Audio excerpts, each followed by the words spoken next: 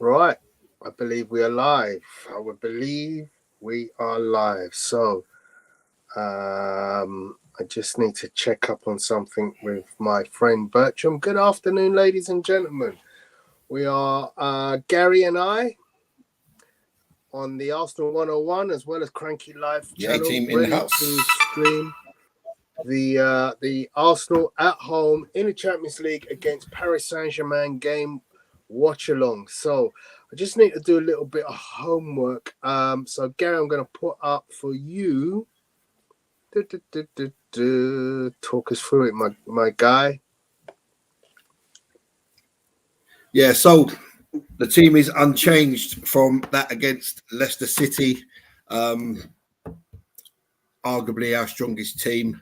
You may want to take out one of Partey or Rice and add Marino and obviously Odegaard back in, but our strongest 11 probably at the moment. Ben White is currently injured, but he's put in his service. He deserves his rest and to get his body right. No problem at all with any single player on that list. Let's hope Martinelli can kick on from his goal and assist at the weekend and provide some threat to PSG. Looking forward to a very good game.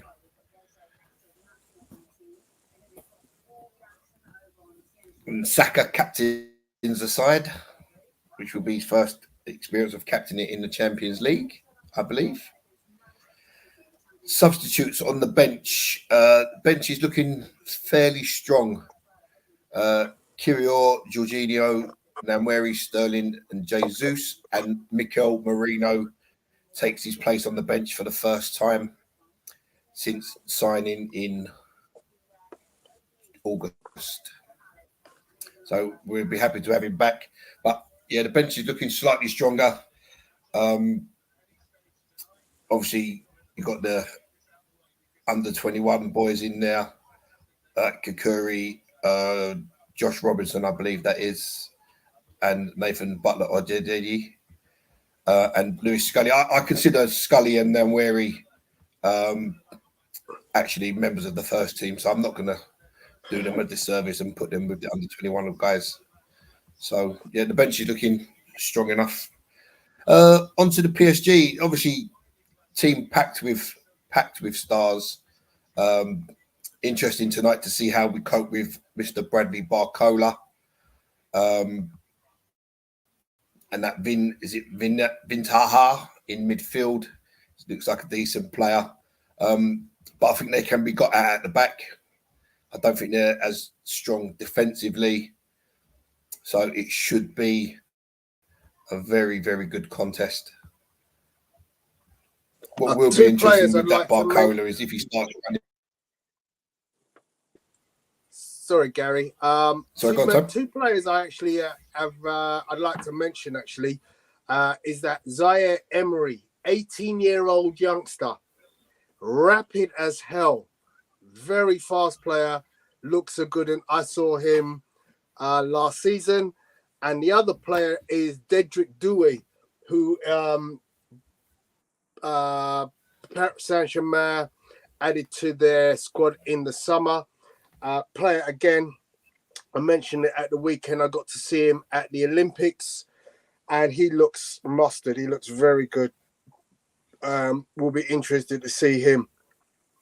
Lee Kang-in is a bit of a folklore hero at Paris. Obviously, an Oriental who's playing in Europe. They tend to get a lot of follow from their countrymen, so he's got a big following behind him. In Paris, I noticed that when I was in Paris for the Olympics. Their bench is made up of a group of names, of which the most well-known would be Randall Colomuani. I think his name's Randall. I might be wrong. But yeah, he's obviously right. a highly ranked striker. Did play in the Euros.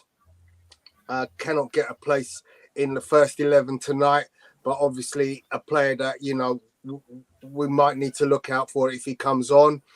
Skriniar, a very good defender. I think we were at one time looking at him Again, not able to make the first 11 for Paris today, but certainly a good player. I'm going to put the first team back up again because we have been joined by none other than himself, His Royal Highness, Royal Crankiness. And, why are you putting up the first team? I mean, don't we all know what the first team is? Yeah, no, I was just going to say, I've got Emerson with us and I've got yourself, Stanley. So if you did want to make any comments about the team, now would be the time. The guys are getting ready to kick off, but obviously, you know, we can overtalk the game kicking off. Guys, how are you doing? I'm doing well. He's going to run this team into the ground like he normally does. Really? What channel is it on, Tone? What channel you got it on? I'm watching it on Amazon Prime, mate. Oh, it's on Amazon, isn't it? Of course it is. Yeah. Let me look. I may be a little bit slow because I'm watching it on delayed, I guess. Whatever delayed. Okay, so I'm 9 seconds. I should try Amazon. I should try Amazon Prime after. Yeah, I'm at 10 seconds or 20 seconds now. I haven't started yet, which is horrible, actually. I don't know why this is the case. Because we only getting it by feed here, Paramount. I should go Amazon Prime. Wow. Emerson, sir, how are you? Emerson is not hearing you. I'm good. I'm not at the game. Not at the place where I normally watch it. Sadly, I'm at home. I've got no links to Amazon Prime to watch it on, so I'm relying on Radio 5 Live. Okay, well, you could just listen to us instead. We will tell you what's going on.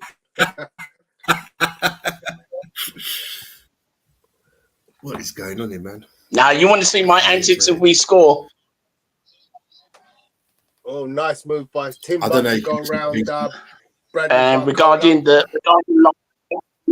lineup. Oh. Okay, it's kicked off. In a second, you're just going to see Saka just go past the player for fun. Oh, what's going on there? Offside. Who was that on? Hey, Tony, how many seconds are you in? You're a minute something? Yeah, I should be. They're doing a replay. Oh, yeah. Havertz was offside. The replay just showed. So I'm at 1:43. Yeah, I'm like a minute behind you. This is horrible.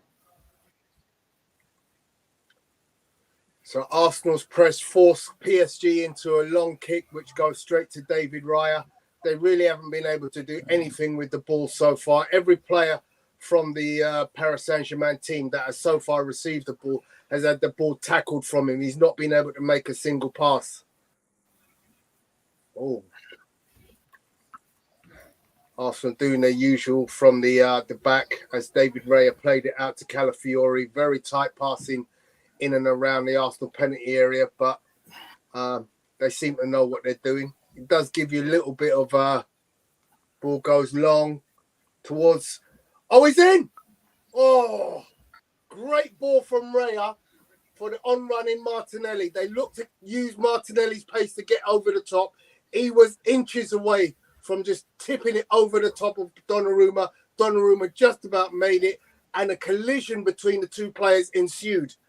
But Martinelli started onside. He ran past Marquinhos, and as I said, literally millimeters away from getting the touch, which would have put the ball over the head of Donnarumma. Donnarumma catches, and in the follow-through between the two players, Martinelli and Donnarumma clash legs, and both players are on the floor. I don't think it's anything too serious. Martinelli is now stood up. He's gingerly walking away from it. Donnarumma just getting a little bit of attention. I think they'll be fine, but that was a early warning to Paris Saint-Germain on the pace. Do you know what? When you're looking at that, Tony, when you're looking at that, there is just a little slightest tug from Marquinhos, which I think is the only reason that Martinelli doesn't get to the ball. So the tug, just as he realised, I'm in trouble here, and there was a little pull, and that's why Martinelli doesn't get to the ball, because he was favourite there, Martinelli. So in the background, the surface is wet, so that ball probably just drop and stick a little Yeah, bit more. but if you watch it, Yeah. Cranky, there's a little this tug, minimal tug on his arm, which holds him back. And I think Yeah. that's the reason he doesn't get there. So No, I'm saying when the ball drop its skid, right? Normally, Yeah. in a regular Yeah. field, if it wasn't that wet, he would have got to that Yeah. ball like that. Because he kicked Yeah. and missed, he kicked and just didn't touch it. Yeah, that's what I'm saying, because it was the tug, Cranky. It was the tug on his arm that just Right. pulled him back a slightly bit, which made his foot not reach the ball. Yeah.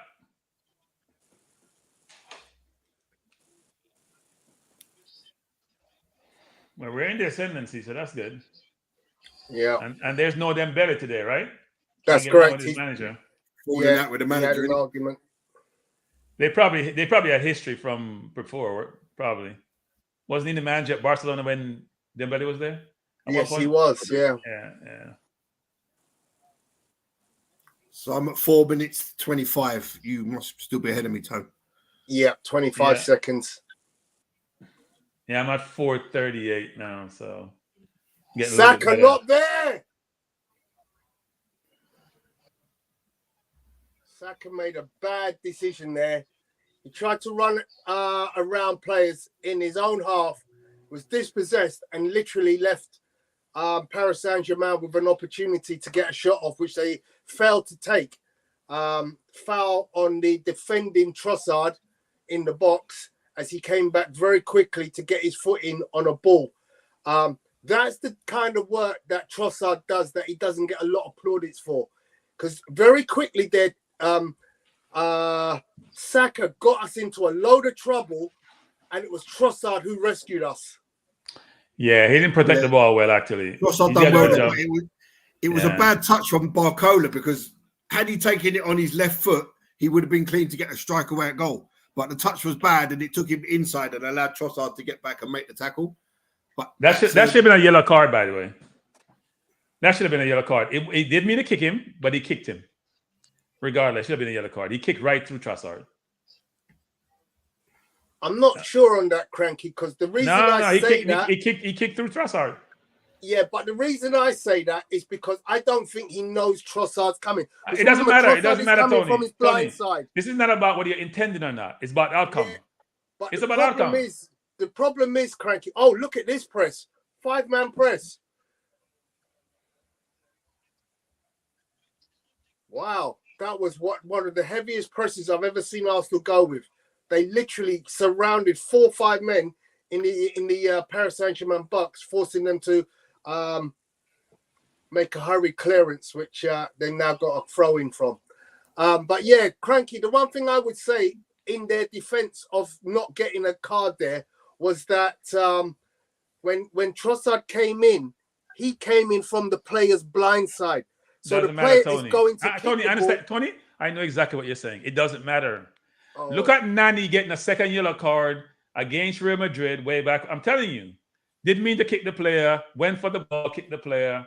You're out the game. It has nothing to do with intention or not in this case. Oh. It's about outcome. So I know what you're saying, Tony, but it's about outcome.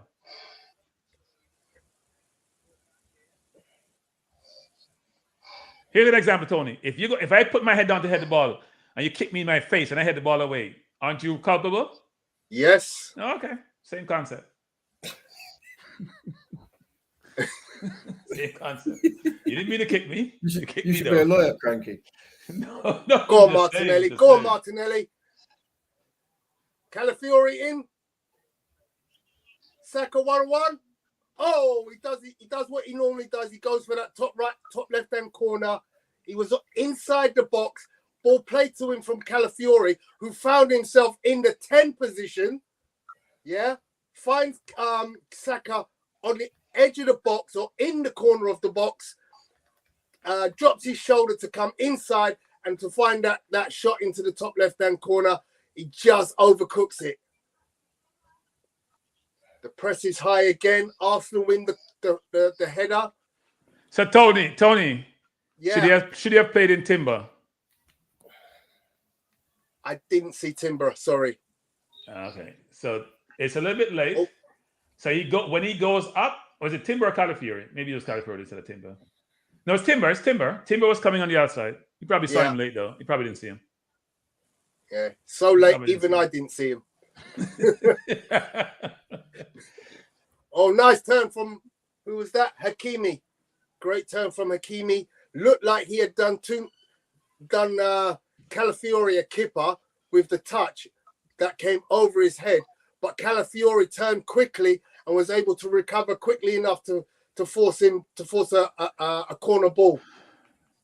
But the initial touch from Hakimi was so nice, it left Calafiori in miles away, and he was what looked like in on goal. So good spin back. Calafiori is quick though. See how he recovered? Yeah. He was beaten, but he recovered. I'm miles behind you. I've just seen the Saka effort set up by Calafiori, by the way. Yeah. He's taking what's his name game? Taking Zinchenko's game. He's not gonna get it back. I think we're all happy about that one, Stan. No argument from me. We got a defender. Zinchenko didn't know how to defend. Man, I've got to find a different stream, man. Yeah, I'm trying to find one here. It's not working. It's not working. Find one. I completely forgot it was on Amazon. Well, I'm trying to pull up my Amazon. I don't think it's at Amazon in the US though. I don't think they would because it's showing on Paramount here. They probably have the rights here. Apparently, it's also on Discovery Plus. If you've got that. Discovery Plus. Have I got that? Should have. I'm sitting here with 6,000 channels. If I ain't got Discovery Plus, I won't go money. Cranky or the Saudi channel. Yeah, but they're slow at stream. That's the problem. Any stream that's not like either direct satellite feed, and they're slower. So far, Arsenal have been very good in possession of the ball. Score just come up. Slovan Bratislava 0, Man City 1. Goal in the 8th minute by Ilkay Gundogan. He had a rough game last game, so he needed that booster. She's doing my nutting, man.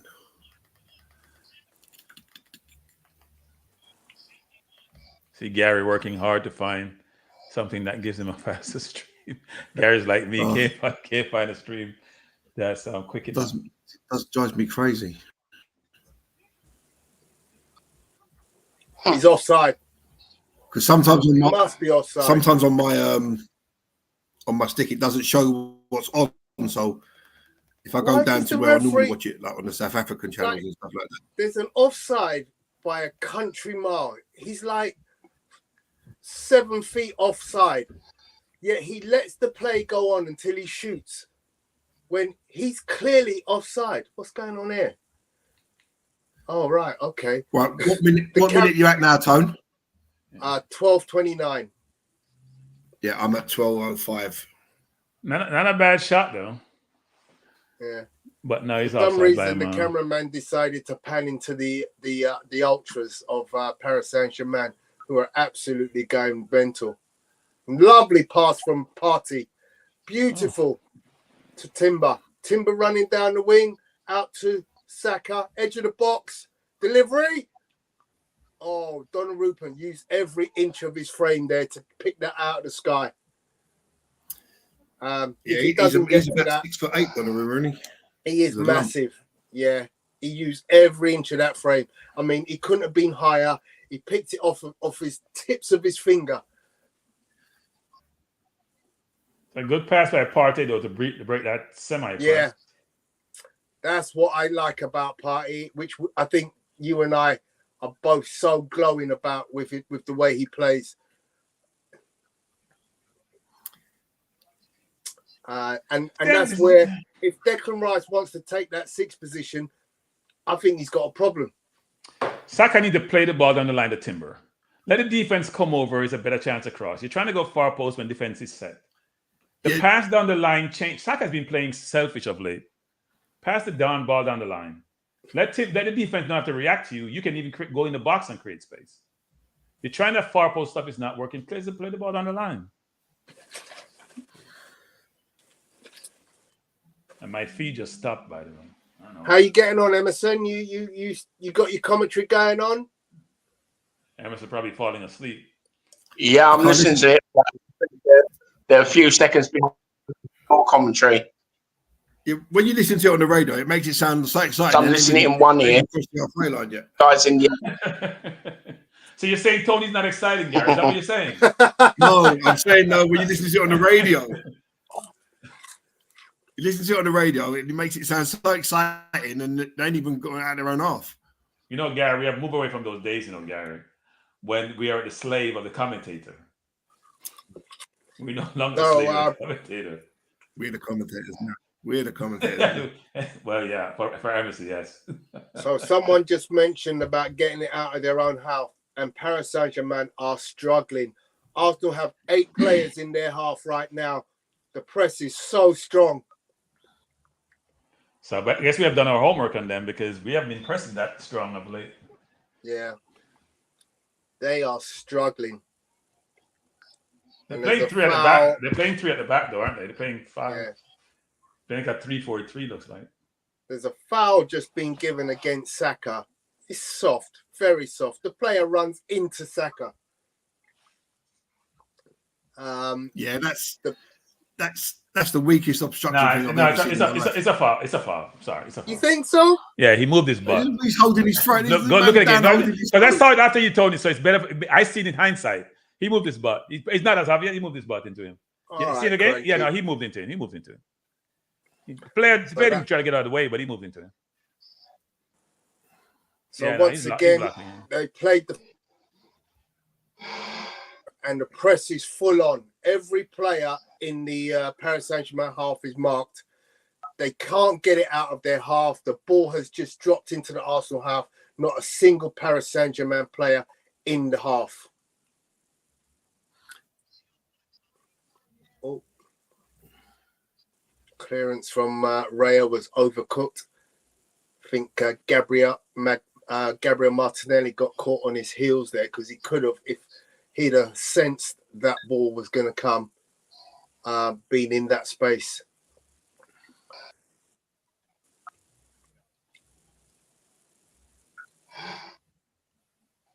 So we're 16 minutes into the game, guys.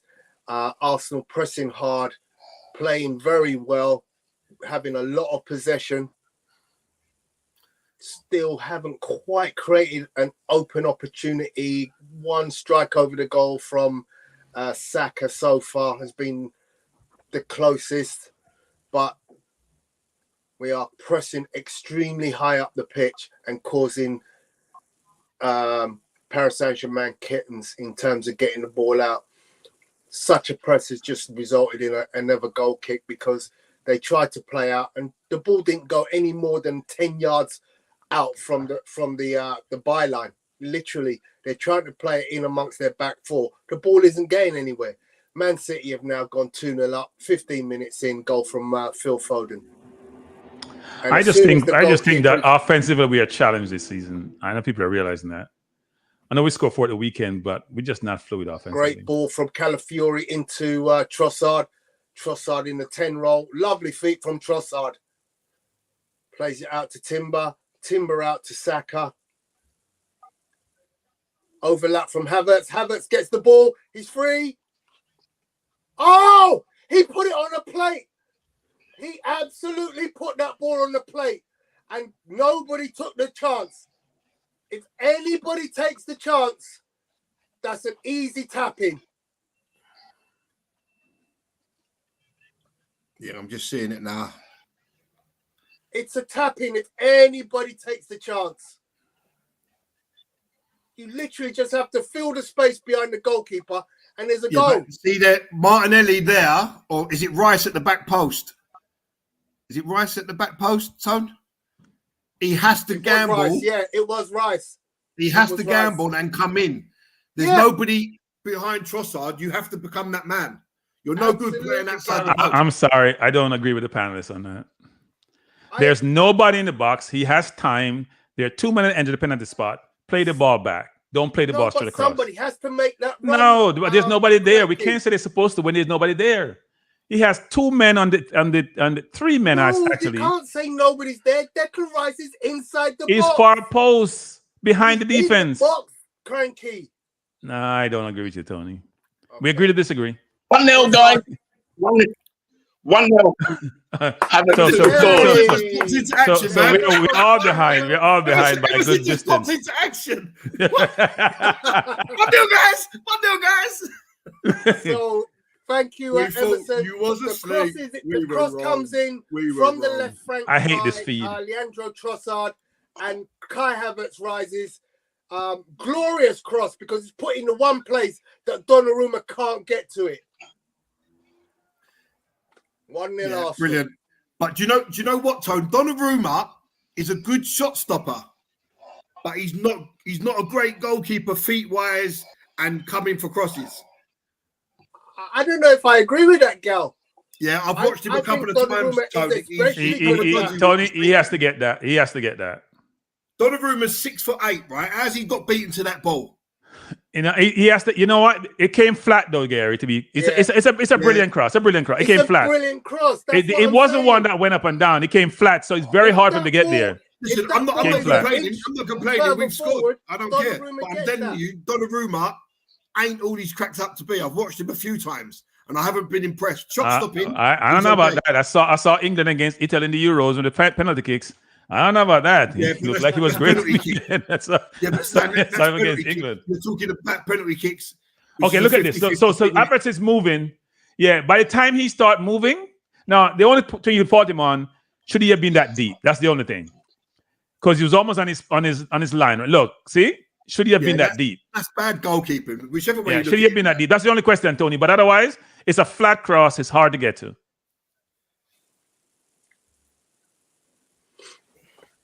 So we'll have our differences of opinion, Gary.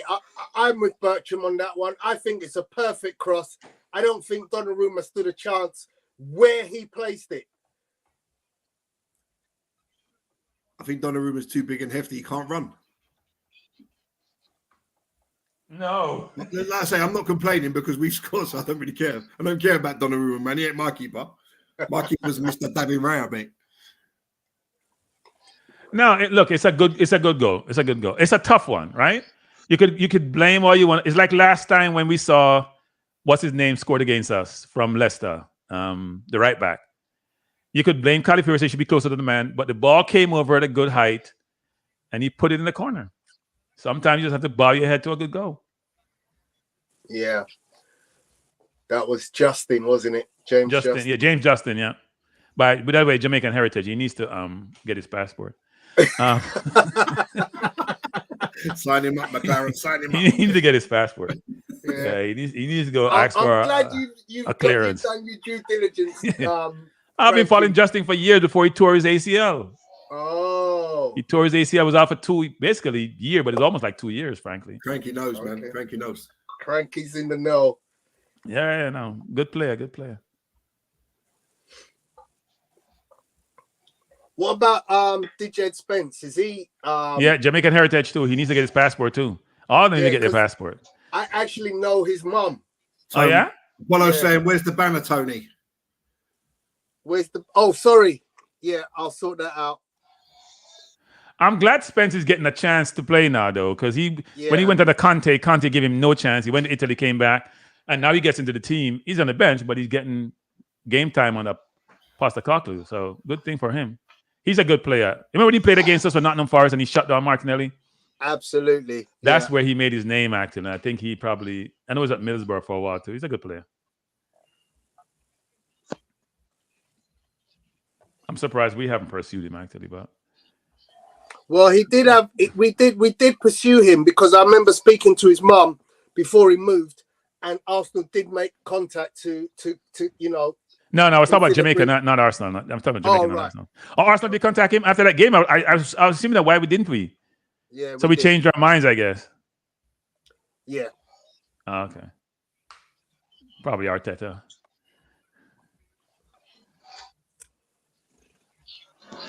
Bossing the midfield, Party and Rice are bossing things. Yeah, this is not the same PSG with The no defense 3 is what I call them.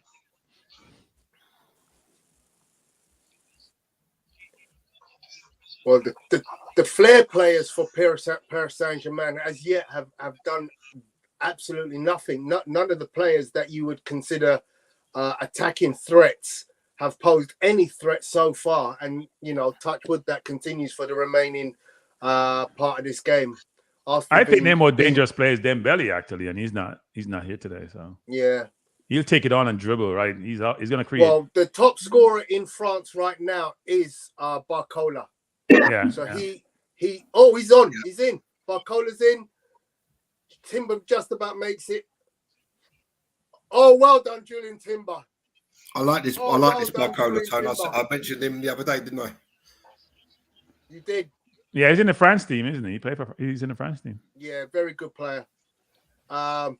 He was in just now, and Timber made it back and then made the tackle at just the right time. They're finding space now.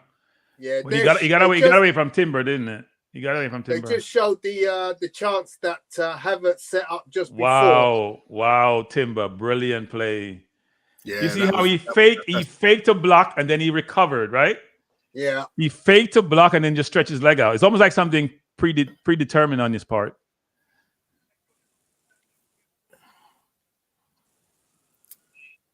I mean, what? It's funny because when you see that chance from Havertz there, Martinelli was going to play it back to the penalty spot, Gary. Come on. Martinelli was going into the center, then he pulled back. He stopped. Yeah, he stopped. He stopped to pull back. I'm seeing it again. There's 4 men. See what's his name ends up in the air. Like, why you play it back? They're like 4 men outside of that area. There are 4 defenders there. You got to play it back at the penalty spot. That's where you cut the ball back because the defense are aligned down there. Yeah. Handball. Raya is keeping so confident nowadays. He has no competition. Been like that though, really. While Ramsdale is diving a lot these times. If Ramsdale wanted to be active and be involved, he's involved. Actually, I watched him yesterday. Very much involved. Poor guy.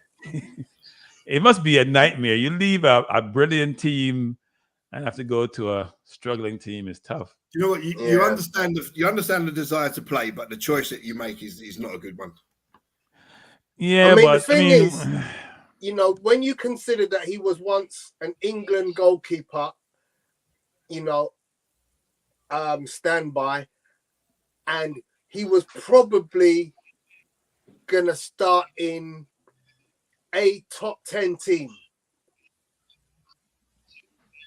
i.e. a Tottenham.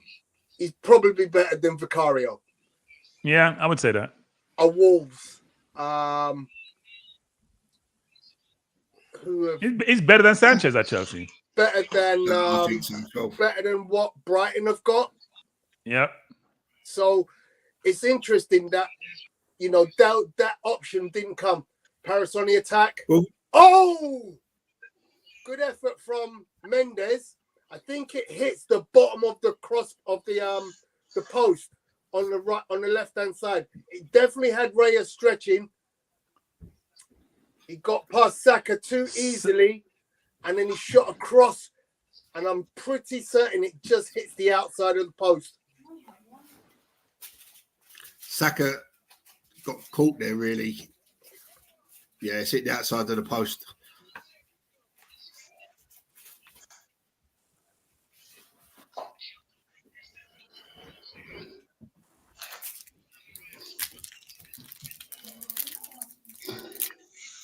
Wow. Good shot, actually. He's going far post. If that's inside the post, Raya's beaten there. Yeah. Don't save them. Yep. He's don't save them.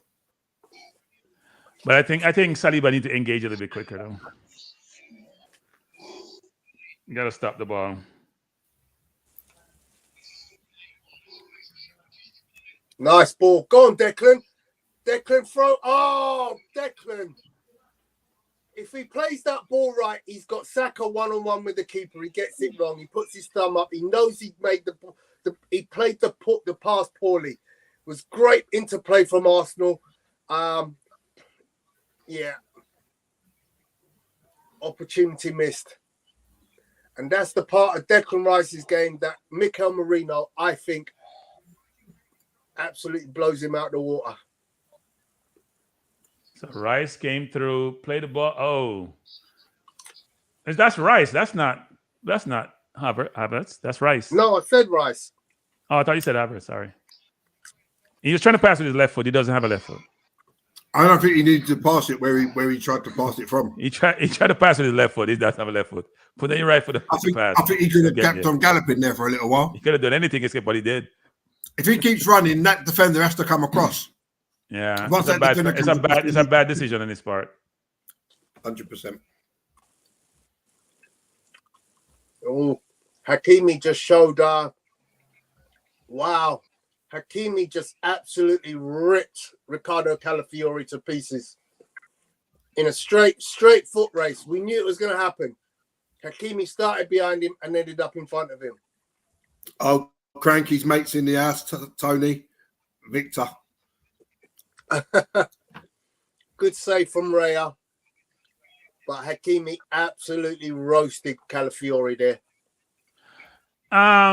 Yeah, but I think what happened is he had a head start, didn't he?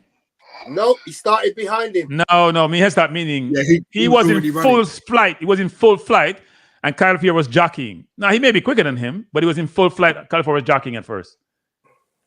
Use him quickly. Not now. Yeah, they're making progress actually. How we doing, Victor? Everything good? Sorry, guys, I have been missing the chat. I totally got myself engrossed in the game, and I've totally forgotten that there's a chat going on.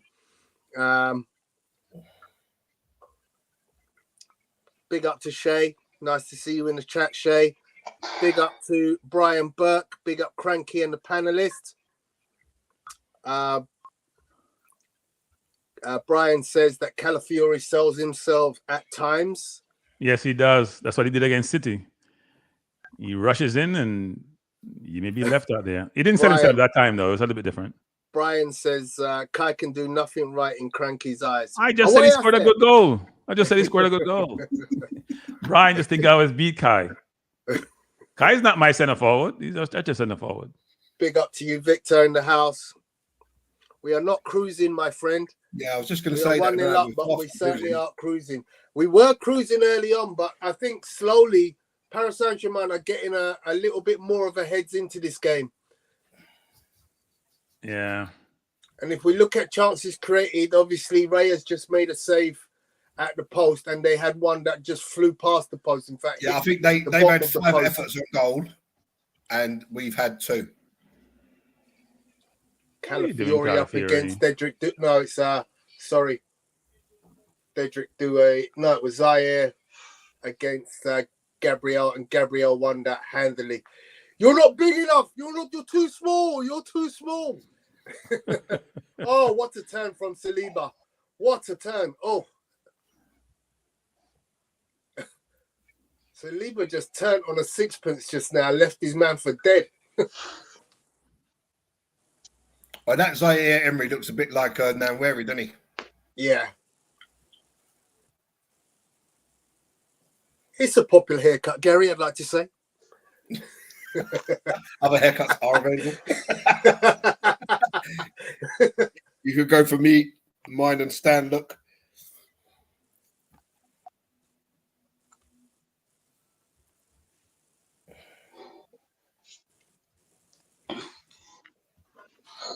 Lovely pass from Brian says Kai is not to a striker either, but we'll give him credit. Go on, Trossard. Go on, Saka. Do him.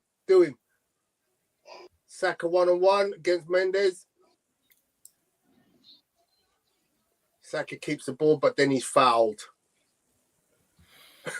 And how does Mendes even protest that? He literally was all over the back of Saka.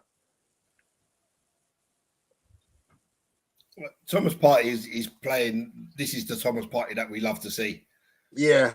The ball between those two players who are pressuring him and creating space is a really good thing, right? Yeah. He looks away and make that pass.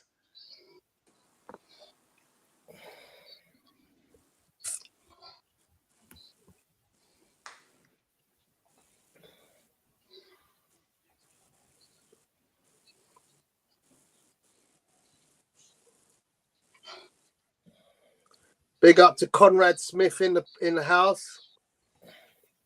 Okay, set piece under construction. Saka to take it. We know what goes on here. Arsenal, the best team in Europe from set plays. PSG, one of the weakest teams on set plays. So let's see what happens. 2 goals, guys. We're 2-0 up. So is this Gabriel again? No, Thomas Partey scored.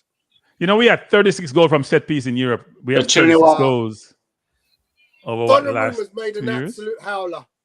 I told you, he's not the guy, Donnarumma. You'll argue with He's just proving. We never said Gary. We weren't defending him. We were talking about that goal that we scored and the particulars around that goal. We didn't say. I want it rewound. You was but we said he was a good goalkeeper because we saw him at the Euro beating England. Yeah, that's in the penalty shootout. Listen, when you're that side, that has nothing to do with no. That's not with the box. Let him just make an error, a blunder. That has nothing to do with the box and him coming for the ball, Gary. You stand corrected, Gary. That ball should have been saved. He got distracted. The first one or the second one? The second one was awful. He's a good shot stopper. He didn't stop that. That's not even a shot. Because that was a cross. I don't know. That's not a cross either. That's You know a poor what? cross. I don't think anybody touches the ball. Doesn't look like it. No one's touched that. That's Saka's goal, I think. Yeah. Oh, you know what happened, right? Partey distracted him. Yeah. Well, Partey distracted him. If Partey gets a touch or Trossard gets a touch, so if Partey gets a touch, he scores anyway. But Partey distracted him. He misses it. Yeah. He doesn't know where the ball is going. He got totally blinded by all the people in the box. See that? He doesn't know where the ball is going. Yeah, it looks terrible from his part, but I can understand why he struggled with that. It's hard when people are running across you because you're expecting the touch, and when the touch doesn't come, you can't react at that last second. The ball's already past you. And the ball actually moved a little bit. Not sure how it moved because it was kicked flat. If you look at the play, where he was trying to save the ball is not where it ended up. Yeah, because he's expecting the goal's been given to Saka. Yeah. He's expecting Partey to touch it, I think, Cranky. So when he's like that, he's expecting the touch to come right at him. When Partey misses it, it's gone past his right hand. You can't react to that. Yep. But then you've got to have a look at your defenders and think, why has no one cut that out? Because it was low-level free kick. Yeah, we score in set pieces. That's what we do. Oh, there's a far post.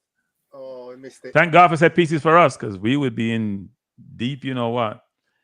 Set pieces. Luckily, you came with another strategy because we're not scoring fluently from open play. Just got to keep Paris Saint-Germain keep losing the ball on the edge of their own area. They're just not keeping hold of the ball at all. Arsenal back on the attack on the edge of their area as a result of them trying to play the ball out and losing it. Is it playing the ball out or just being a dumb Tony? Because that wasn't playing out. He was trying to beat Saka one-on-one. He just lost it. Yeah, he's trying to push him down the line, isn't he? But Saka he just lost it. That wasn't trying to play out. Play out when you pass the ball and somebody intercepted. Trossard nearly scored.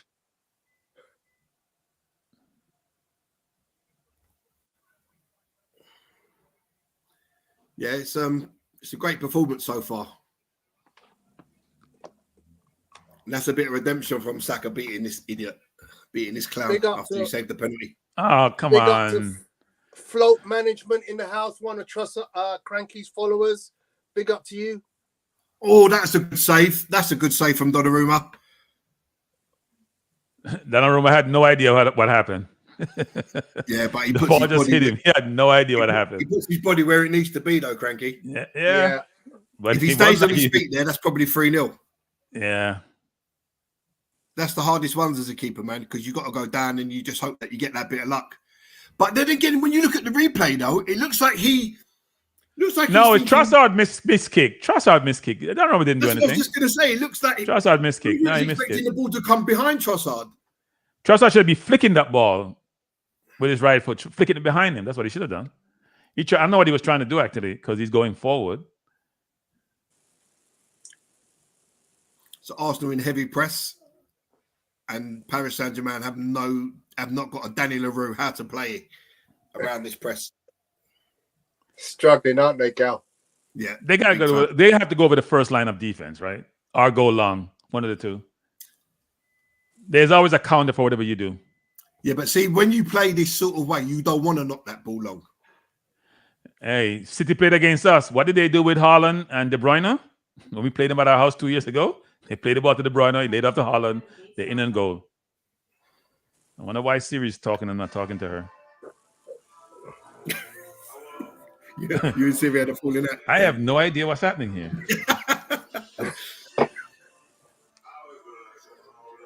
Oh, What the heck? Saka on the box in the ball. The ball is in the box. Oh, Saka, if he just received that from Trossard, would have been one-on-one with the keeper, but he's called offside anyway. Very intricate play on the edge of the box and inside the Paris Saint-Germain box between Trossard and Saka. They looked like they had run rings around the team. Saka maybe did a bit too much, but in the end, he got caught offside. And from the offside, free kick inside the penalty area. Once again, Paris Saint-Germain are struggling to get out of their own box. And they don't even get over the halfway line. I think Martinelli's getting frustrated. Back again. I think Martinelli getting frustrated. He's not getting enough ball on the left-hand side, actually. Everything's playing on the right. You guys don't notice that? Yeah, you're right. You can't get a penalty for that, Saka. But that's Arsenal. Arsenal either play all on the left or all on the right. It's never really either or. No, we play on the right most times. We give the ball to Odegaard, and he feeds it to Saka, and they play over there to them and bring Havertz in. We don't give Martin the left ball on the. He doesn't have a similar. When Marina comes in, I think that will change though. Bad pass by Partey. That pass. Partey ain't got no legs here, man. Look. That's Hakimi, you know. He just run past California and expect a 40-year-old man to run him down. he ran past Califuria a while ago, as Tony was explaining. He's very fast. I mean, I remember way back, I was desperate to get him at Arsenal. Yeah. I thought him and Ziyech, to me, were the best two right backs in the world. Ziyech? Yeah. Ziyech was I really liked Ziyech. Ziyech's a winger. Which Ziyech you talking about? You know, the one who played for Chelsea. Yes, he's a winger. He's a winger. He's not a right back. He's a winger. He's also very smart because when he got divorced, what happened? Oh, do you know? I was just going to say that. I was just going to say, ain't he the guy that put everything in his mum's name and his wife tried to? Yeah. You go ask my mom if you want some money. Go ask your mom if you want some money. You talk to mommy. Yeah, very smart guy. So once again, Martinelli's down. He's holding his calf. Not a good sign. He's down on one knee and he's holding his calf like something's happening. You know what? This might be a result of that collision with Donnarumma. Could have been. Celtic losing 5-1 to Dortmund. Playing Harry Carey because they've lined up so far outside the box for this free kick.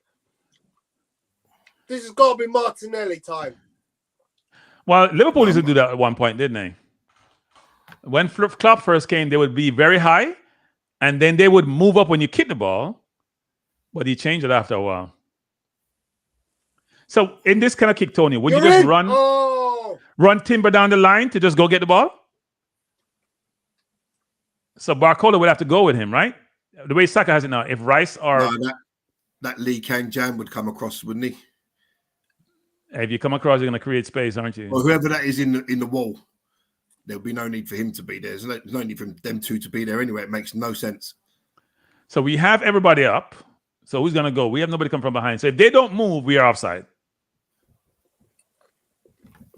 We are offside. So here's the thing.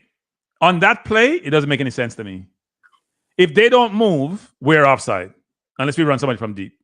Yeah, but Trossard is the one that went for the ball, so I he know, was but onside. yeah, he did, and well, he was on. Because Barcola kept him offside. PSG moved up, but Barcola didn't move up.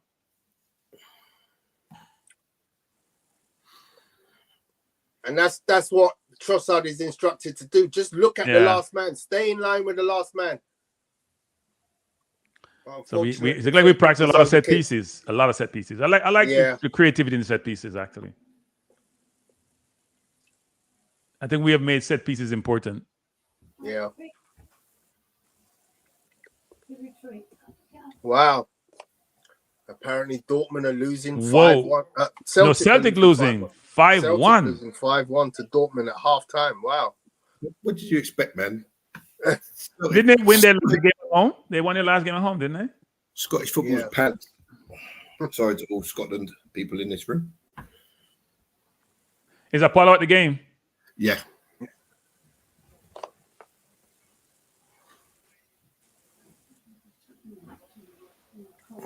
One minute of injury time to be played, which we're on now. We're now in.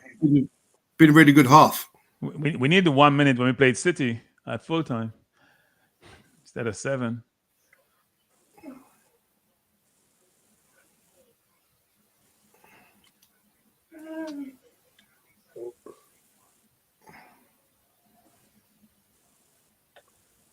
Saliba. He just read that pass like it's just such a genius player. His reading of the game is superb.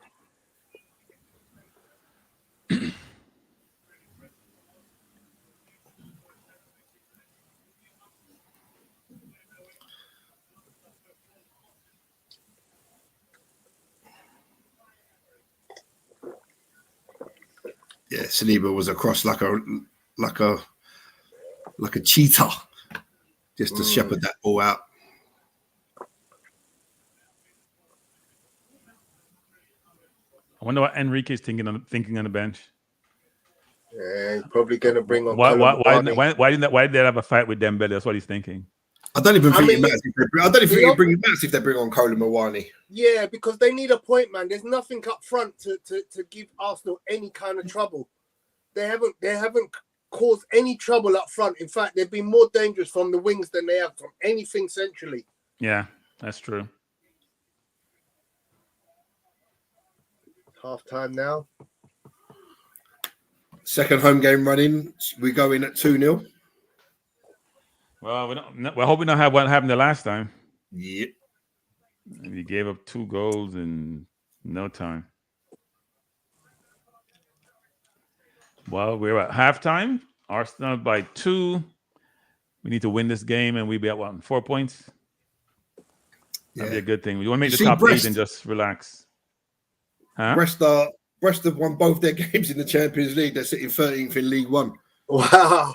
They've won both. They won 3-0 today. away from home as well. Wow. The fact that they're even in the Champions League is amazing. No, they won 4-0. They won 4-0 actually. 4-0. 4-0 today. Wow. Against Salzburg. They've hardly ever been in Europe ever. So for them not only to get into Europe but to actually be in a Champions League, wow. Barcelona is up 3-0. Inter leading Crevena 1-0. PSV leading Sporting 1-0. Manchester City 2-0 on Slovan Bratislava, and Bayern and Milan tied at the half.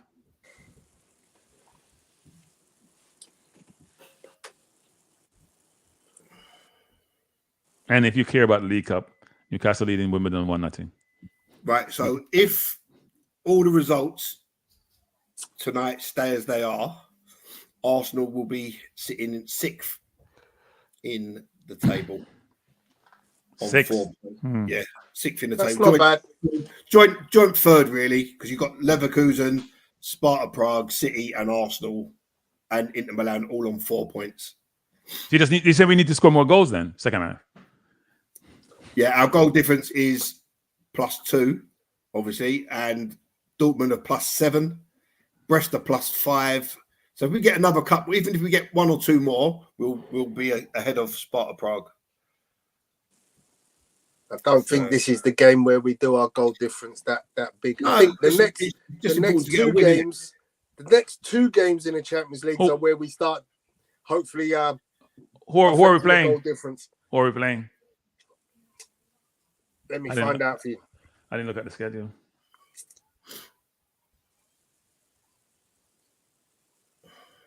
We're at home to Shakhtar next. Home to Shakhtar. That's on the 22nd of October. Where does Shakhtar play their football? Russia. No. What do you mean Russia? Can't be Russia. Can't be in Russia. It's a Ukrainian team. But where do they play? They have war in Ukraine. They can't be playing in Ukraine. Good point. Good point. And then we're away to Inter Milan after that on the 6th of November. Yeah. That should be a tough game. And then Inter was good against City. Away to Sporting. Tough game home again. to Monaco. Interesting game. We have some interesting games, actually. Yeah. Inter game going to be tough. I saw Inter against City at City's home, and they were tough. They could have won that game. Home to Dynamo Zagreb. Yeah, so we should beat the Dynamo teams. Brian says, man said Russia.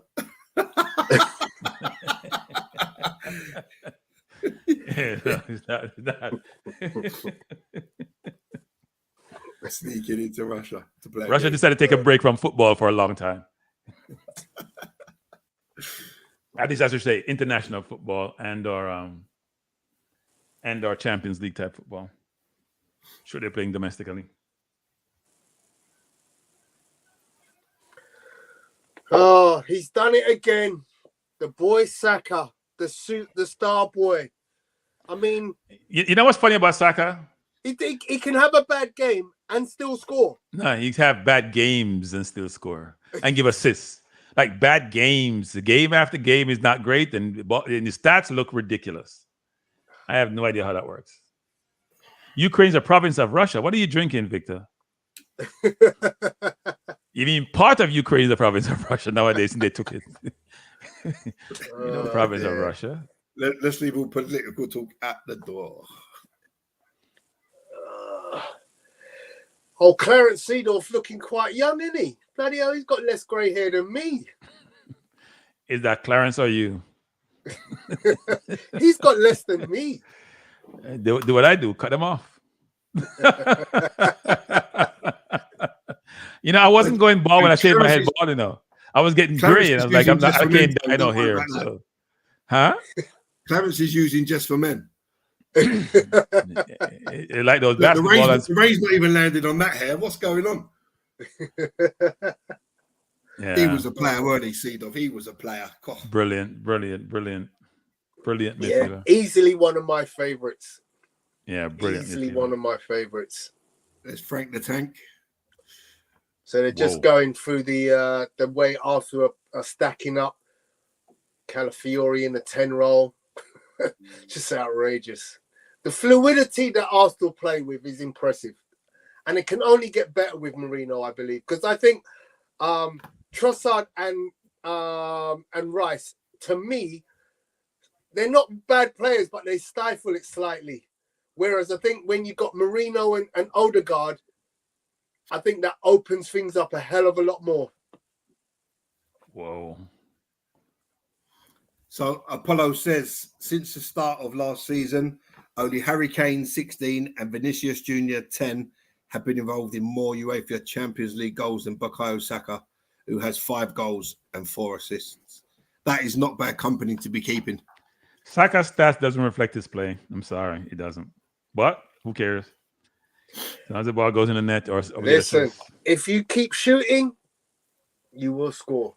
Players to score in 6 consecutive appearances. Robin van Persie 7, Adebayor 6, Aubameyang 6, Kai Havertz 6, and ongoing. So Kai Havertz is now scored in 6 consecutive appearances. Yeah. Adeyemi from Dortmund. Well, I think Man U's chasing, aren't they? He scored 3 in the first half against Celtic. Good goals too. Good goals. He's good, that Adeyemi. He's quick, isn't he?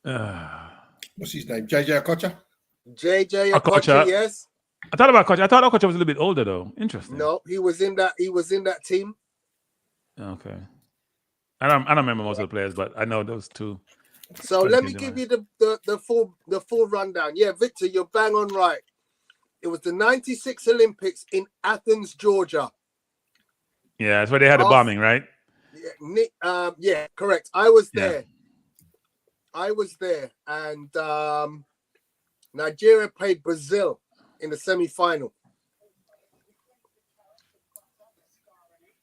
Sunday Elise, nice one, Marlon Murray.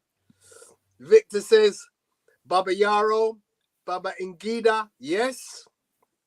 I can't pronounce those names, so I wouldn't remember them. I can't pronounce them, so I wouldn't remember them. Obi Mikel was not in that team, Devonport. He came. No, Obi Mikel came afterwards. Later. Came afterwards. Came Yeah, he's in the 2000. later. He's in Marina's era. He wasn't 96. Yeah, way later. Is it Baba Yaro, Bakayaro? What wasn't the 17-year-old Bakayaro? Wasn't it? He was a 17-year-old left back, right back. I'm sure Bakayaro was his name. Bakay, something like that. He was a left back at 17. I think he went to the Premier League afterwards. Victor even remembered the referee. Jesus Lord. The bald Italian guy. We talking about the one with the eyebrows? I mean, is it Aminiki? Yay! Well done, Gary. Amuniki. Yeah. He was in that team. Oh, Celestine Babayaro. Baba Yaro is what I'm thinking about. Baba Yaro. Yes, played left back or played left back. Yes, it was talking about. He was 17 then. It was 17 then, I think. For Chelsea. Yeah. Yes. Yeah. Yep. Good player. Very young when he played in that team. Yeah. Remember a player called Finidi George. All of them played at a decent level, you know. Finidi George did. West, all of them played at a good level. Yes. Yeah. Most of those players you've talked about played at a good level. They were a very strong team. And, you know, from that Olympic win, I was thinking, you know, look, this is the team. This is the team that's going to go on and do things in a World Cup. Alas, it was never to happen. I don't think they were. You think about the Nigerian teams, for example, individually very good, but organization-wide, especially defensively, just wasn't there. Arsenal making a change. Timber off for Kiwior. That means Timber must be injured. Yeah, So who's going to go right back? That's weird. Who's going to go right back? So we don't have a right back, is what you're saying. We don't have a right back then. That's not good. He could have played Miles Skelly, but he's obviously gone for experience. Yeah, but you're putting two left backs on the field. Yeah, he has. That makes no sense to me. Kiwior can't play right back. Bit of a strange substitution. I mean, Timber's played a hell of a lot of football. He's put Kiwior can't play right back. So yeah, Calafiori's gone to the right. Yeah, Kiwior to the left. I wonder what happened to Timber. That's not good. Yeah, not a good sign. He didn't look injured when he was playing. Might have just felt something. So there's no point in taking any chances. Yeah.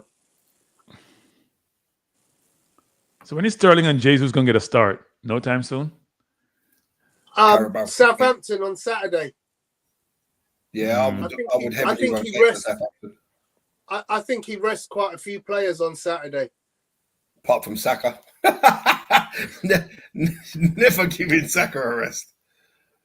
Yeah, Marlon Amakachi was in that team. Daniel. Oh, well done. Oh, what happened there? Calafiori looked like he messed up a tackle, but he recovered really well.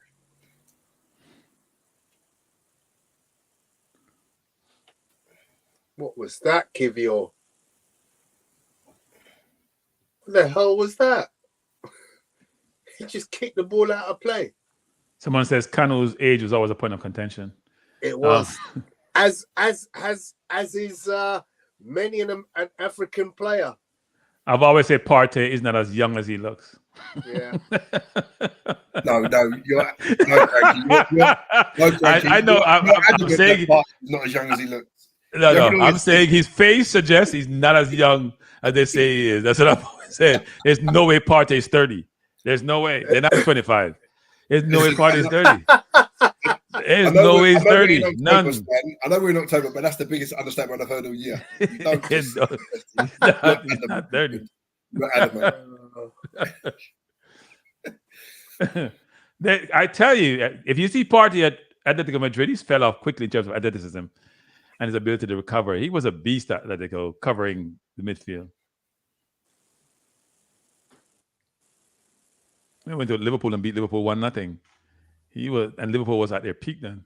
Well done, Calafiori.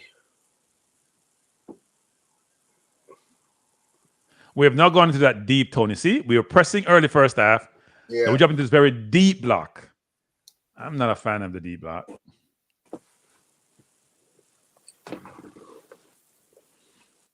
And the more the team keeps the ball, the deeper we get. So right now, we're just right outside our 18 with all 11 players.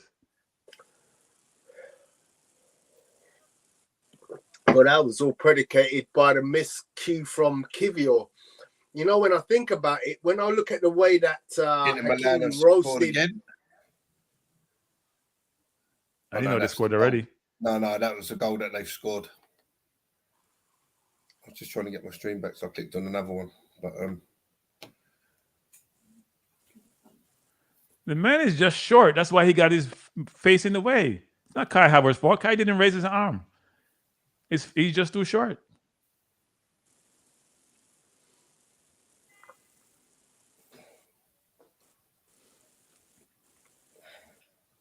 You know, Tony, I was telling people on my stream yesterday that women now want a man that has 6'6".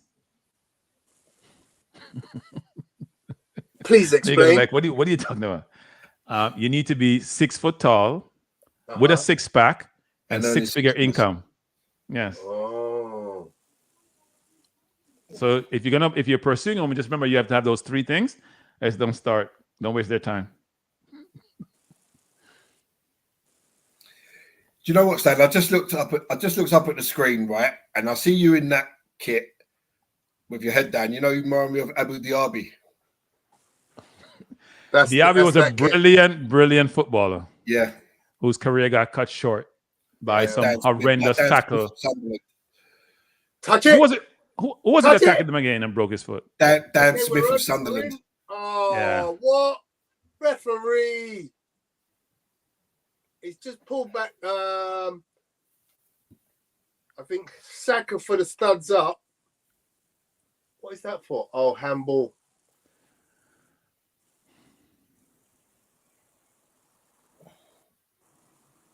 How can the referee see handball from there? How can the ref see handball from there? Got good vision. I didn't see it, but on from the behind the player, replay, how can he see? Well done, Declan. Well, the Saka is saying no, but he did hit his hand. His hand was down by his side. Yeah, he hit his hand. It's offensive. It matters. If it's defensive, you can get away with it. Surely. How's that not a corner? Oh, okay. Timber needs to recover. We don't have any Ben White, so. Oh right, yeah, it was a goal kick. So once again, the press comes. How can the ref see that that's a goal kick? That's What? impossible to see. That. Oh, what a save! What a save! Unbelievable save. The football there was majestic. Ended up with Martinelli on right in the middle of the goal. A volley, any corner is in. Even what a touch from Trossard. And I'm sorry, but Martinelli's got to finish that.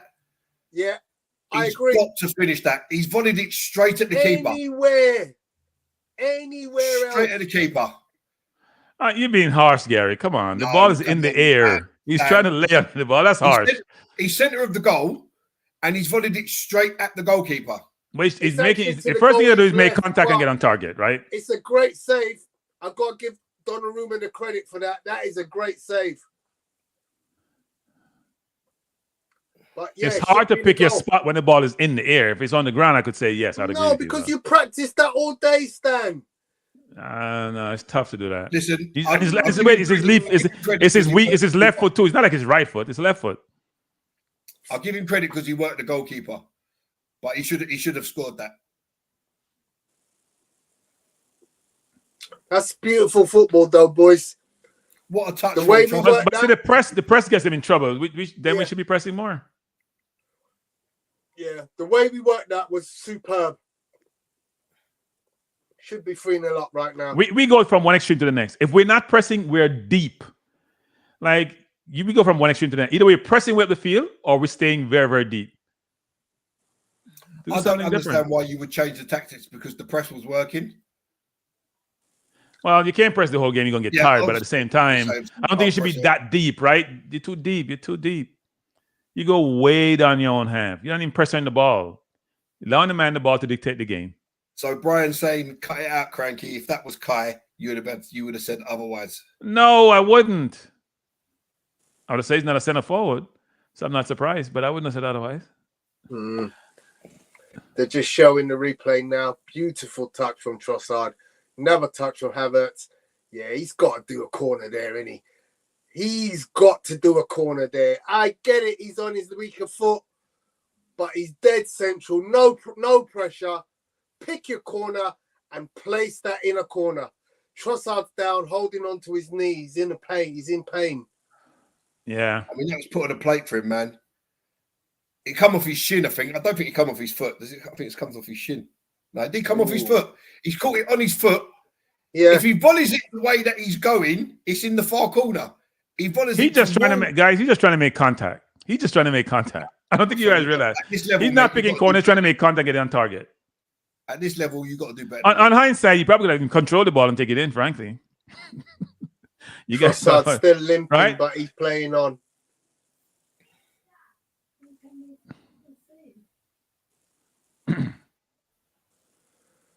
Free kick taken by Raya. Havertz gets the flick on. No one's got an answer for Havertz in the PSG team. Goal kick.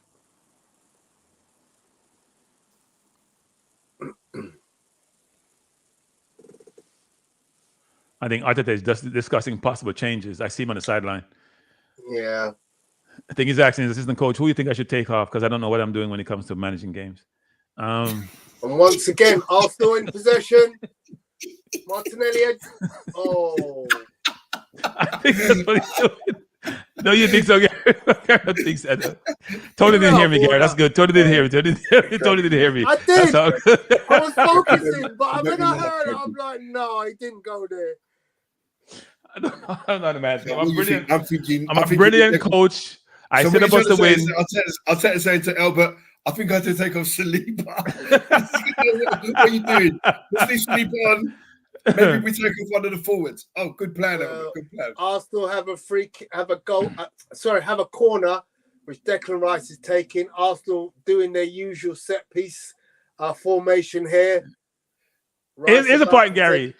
PSG has beaten the press once all night. Yeah. Press them 24/7. I don't care if you're tired or not. PSG has not beaten the press once. That's why they lose all the balls, you know.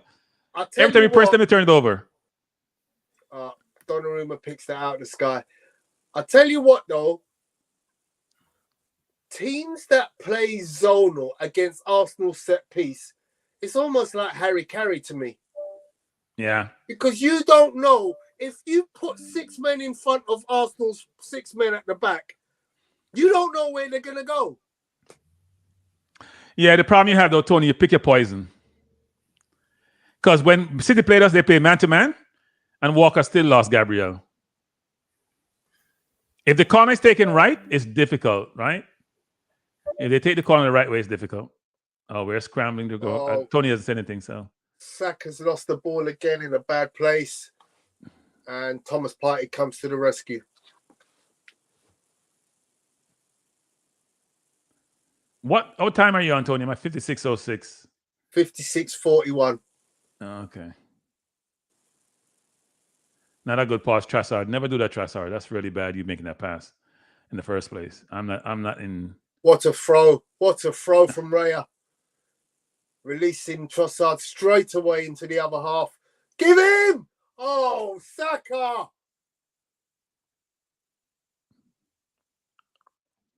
You sound like Saka hasn't played well. Finish! Oh! Again, a great opportunity. Hey, Tony, you're commenting like a fan, Tony. When you commentate like an announcer, you comment like a fan. You say you're like me. And Kirby, don't come in like a fan. So Apollo is saying that Saka looks just like Martinelli out there. Martinelli beats his man, sticks it up into the far post, but because he gets so much height on the ball, Havertz is unable to get the power into the header. Plus, the defender helped the goalkeeper, right? He was on the way up as the ball was. He was on the way down as the ball was coming in. Tone Havertz. Yeah, if the ball's played straighter, then all you do is you get your head on it, but he's having to rise up, and then he can't generate. Oh, no, I don't. He has to create the power, right? He has to create the power. Yeah. Yeah, the dink didn't favour him, but I think he muffed that header. Maybe Calafiori should have called him for the ball. Anyway, Apollo saying Gabriel is just a monster. Yeah, I think what's happening in the game, PSG is playing smart now. They're saying when you come deep with all these people, we're gonna go long. We'll get one-on-one against Gabriel and Saliba. The problem is they're the worst people to have one-on-one against. That's the worst, yeah. Yeah, that's the worst idea you could probably have. Yeah, you can pick your poison.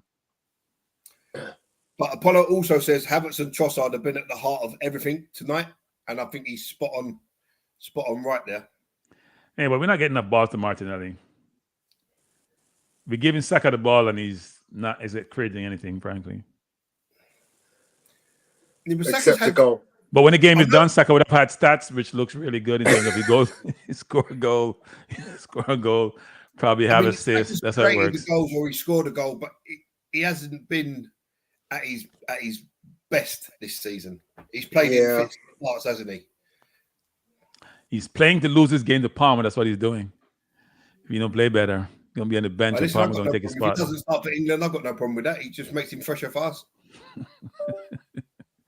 He would have a problem with that.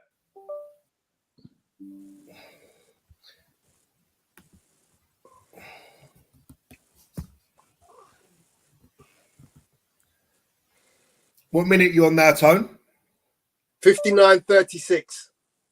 Oh, yeah, so you're 18 seconds ahead of me. I think you and I are similar time, Gary. Well done, Kivio.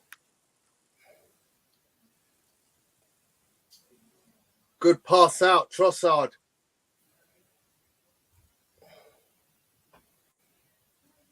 Fine party.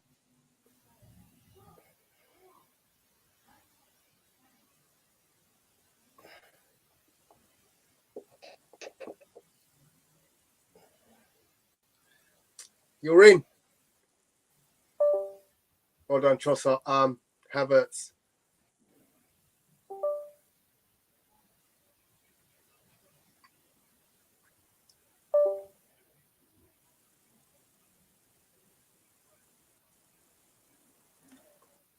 Party's having one of those kind of games. Sorry, Gary?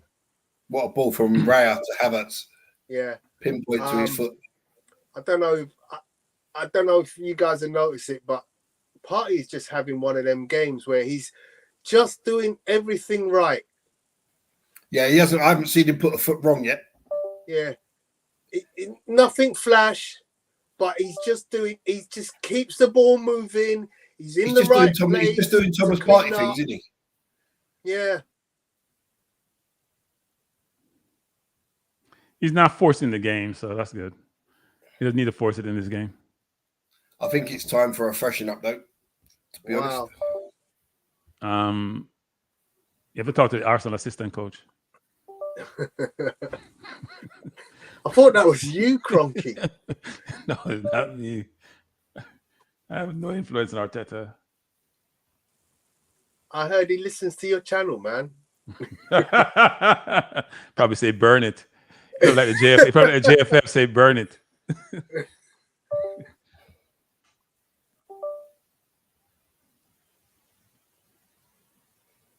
PSG having a bit of possession outside of the Arsenal area, in the Arsenal half.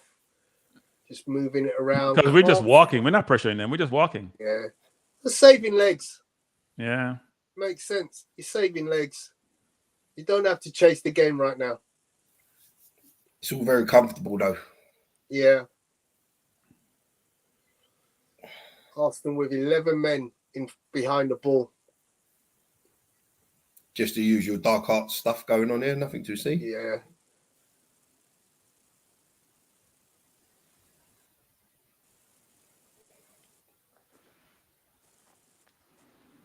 Martinelli off. Who's on, Jesus or Sterling? Jesus. No. He's not off. He's off as he's running at the defense. Oh, okay. And then Trossard messes up. But having said that, is there a substitution going on right about now? No. Yes, there is, but it's not Arsenal. It's so Colin Arsenal have a sub ready. Vitinha and Doué are coming off for Paris Saint-Germain, and on comes Fabian Ruiz and Colin Muani. I'm sure Arsenal had a substitute standing there as I saw Martinelli run past. Yeah, Mikel Merino. He's coming on? He is. He's taking part in his role. Wow. So Rice into the 6. Yeah. Wow. 63 minutes. This is very early. That's interesting, actually. He's not changing any other forwards with a Sterling or Jesus. That's interesting. Thomas Partey played well. Had a really good game. Yeah.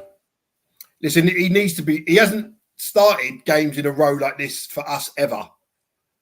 So give him all the rest this guy needs, because if we keep him fit and we can keep getting 60 minutes plus out of him, we'll go close to winning trophies this season. It's that simple. 100% agree, Gary.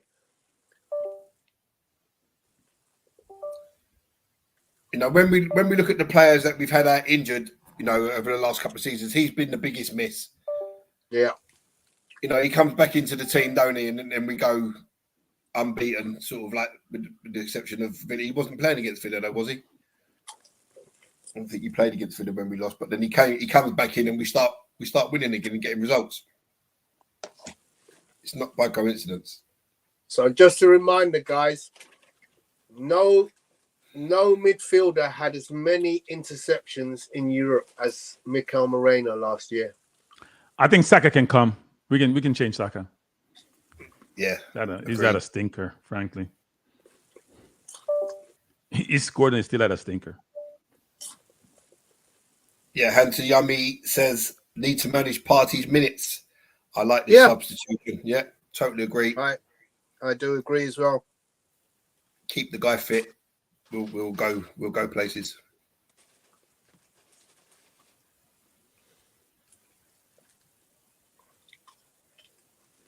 It's a corner PSG.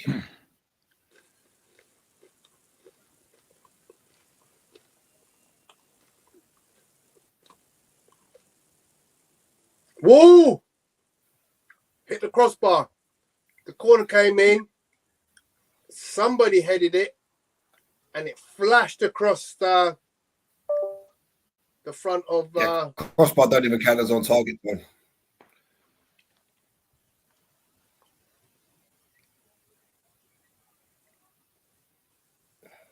Was that Kola Mawani, I think, wasn't it? I think I need to see it again, Gal. Mawani's What a tackle for Marino. What a tackle for Marino.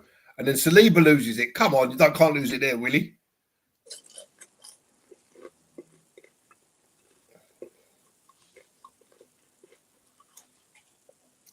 I'm sure it was Kolo Mawani.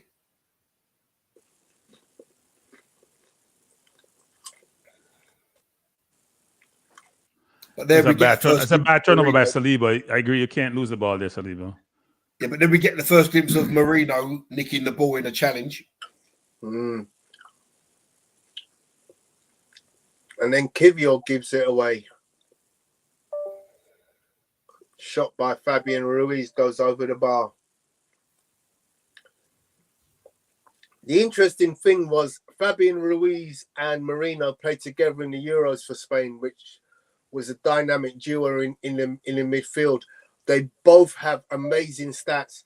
No, it wasn't Colin Muani. It was, I can't see who that player was.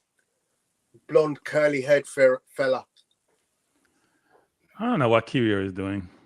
Yeah. Oh, do you know what? It wasn't a header. It was a flick with the outside of his foot. Wow. Save from Raya. Wow. That ball had a lot of swerve on it, and Raya did well to see Yeah, but it Rice out. loses it there when he doesn't need to lose it. So Gary caught up then. I'm still behind. Yeah, that was a lot of swerve. And it falls to Kola Mawana, who can't get his feet sorted, and Arsenal clear. No, I'm at 67.30.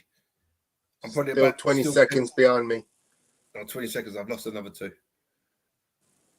We can't get out now. You don't realize that, guys. We can't get out. Yeah, no, it's all right. We're press resistant. Yeah, we know we can do this. We can do this. We should be dominating team. We should have team Yeah, dominating but the possession wise. You know, a team that's 2-0 down, as good as Paris Saint-Germain, they're gonna have a spell. Yeah, but you got to punish them. When they have their spells and they mess up, you got to punish them. This isn't Southampton, bro. This is Paris Saint-Germain. And we make Wolves look. We make Wolves look this way. We make Wolves look this way. High quality players here. Hey Tony, I tell you this: we've been doing this all season. Wolves did this against us. When Raya made that brilliant save, we're doing against, and Chelsea putting 5-6 past them. No, we are allowing this to happen. Different teams. Nice. Find him. Good. Havertz is out wide now. Find in players, runners. Calafiori, Saliba, Moreno, out to Calafiori. Oh, we lost the impetus there of the quick away. Go forward, Dex. Go forward. Got to find a forward pass there. Well held up, Havertz. Give it again. Nice. Well done. Keep the ball moving. That's it. Well done. Out to Gabriel. Martinelli. Inside to Moreno. Moreno's gone. No. Didn't find him. Good. Well played. Nice triangles. Anthony Roberts will be happy.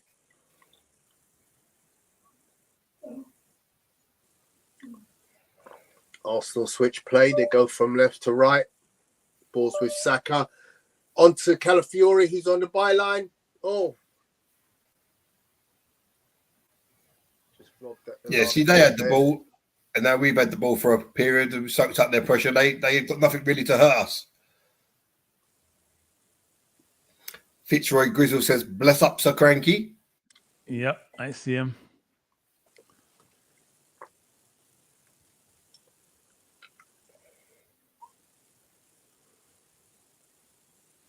Brian says, I honestly think this is how we play our second halves. It's frustrating to watch. I just think it's horses for courses, isn't it? You know, we're winning 2-0. Yeah. You know, I mean, you wouldn't say we played pressure like this on Saturday when we were 2-2 because we needed the win. We went all out. So I think it's definitely horses for courses. You're 2-0 up, you know, damage limitation. Make sure you don't do anything silly. Don't give anything away silly. Expect a response from Paris Saint-Germain. They're 2-0 down. All right, Arteta, it's time. We're 70 minutes, Arteta. Put on Jesus and Sterling for Saka and Martinelli. Make the changes. Saka is not having a good game, and Martinelli is not in the game. Trossard's dropped out this game as well now. Oh, Trossard, bad pass. Although Trossard isn't anything offensively, he's just doing that defensive work really well.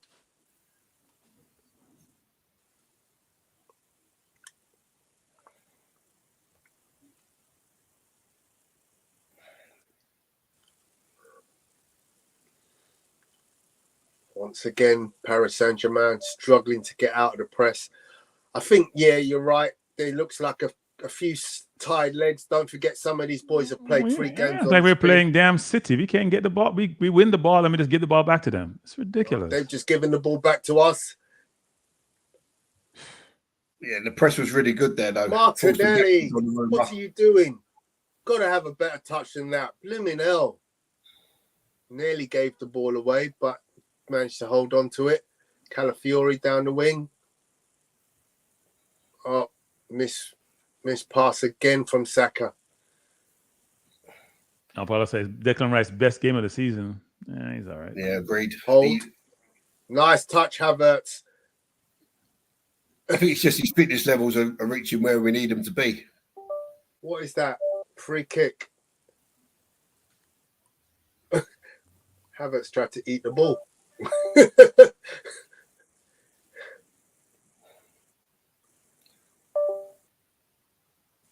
Saka just keep giving the ball away. Yeah, that's like, what I when are you going to take him off the field?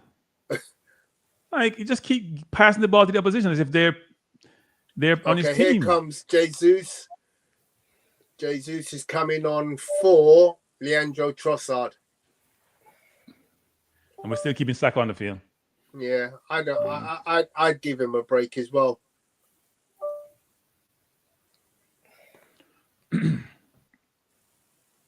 As I said, the assistant coach may not talk to Arteta because he's not a game manager. I have not changed my perspective on that. Not a game manager. He's brilliant in setting us up, brilliant in coaching them, set pieces, defending. When it came to game management, I'm not impressed.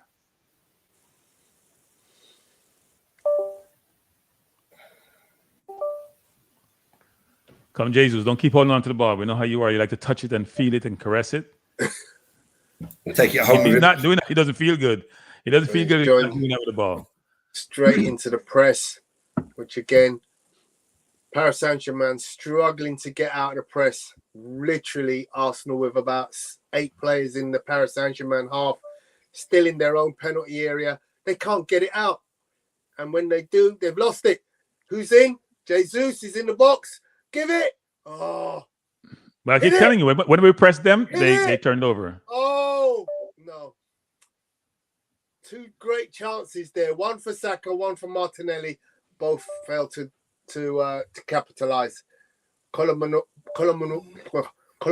on the ball. Yeah, but see, why is Jesus? What a tackle from Saliba! Unbelievable. Going back to when we stole the ball, why is Jesus not just laying that off to Declan Rice on the edge of the area? Why is I told you he liked to caress the ball. I told you that. Yeah, it's ridiculous, man. He likes to caress the ball. He's not looking for the one-time pass. He's got to caress the ball. You're right. That pass should have been made. You know, Declan Rice is streaming onto the edge of the area. Just give him the ball. Yeah. Yeah. You know, then Martinelli gets the shot on target, and it's another good save from Donnarumma. Gary, say you've seen the Saliba tackle. Yeah, I've seen that. Yeah. Oh, awesome. But ultimately, Jesus just has to lay it off for Declan Rice. It's just a joke. This guy.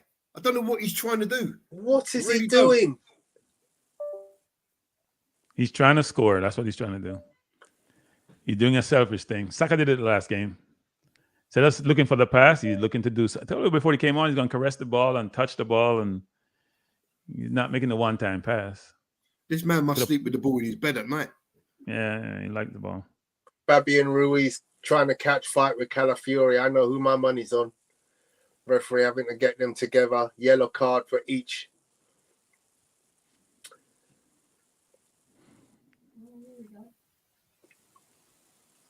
Calafiori didn't even do anything. Yeah, the ball's out of bounds. He's the one who pushed first. He's the one who pushed first. He's the one pushed first. Yeah. Yeah. What is Calafiori got the yellow card for? That's crazy. I guess he just... Yeah, he shouldn't get a yellow card. He didn't do anything to get a yellow card. He didn't do anything to get a yellow card. Go on, he pushed him first. He pushed Calafiori, pushed him again. Calafiori pushed him back, I guess. I guess you shouldn't push him back. Yeah. So Apollo saying Martinelli has lacked confidence in front of goal. Well, this has been him for all of this season and most of last season. Ain't Martinelli alone. Saka ain't scoring either, people. Stop that nonsense. Saka ain't scoring. He scored 2 goals, but he scored 1 lucky goal tonight. We're not counting. It's a goal and he gets the stat. But let's act like he's playing brilliantly all the time. We always give Saka all this credit sometimes, which he doesn't deserve. His stats are wonderful, but he's not playing well. And we don't say that. He scored tonight. Did he play any good game? No, he was poor. Okay, they're asking for a handball in the area.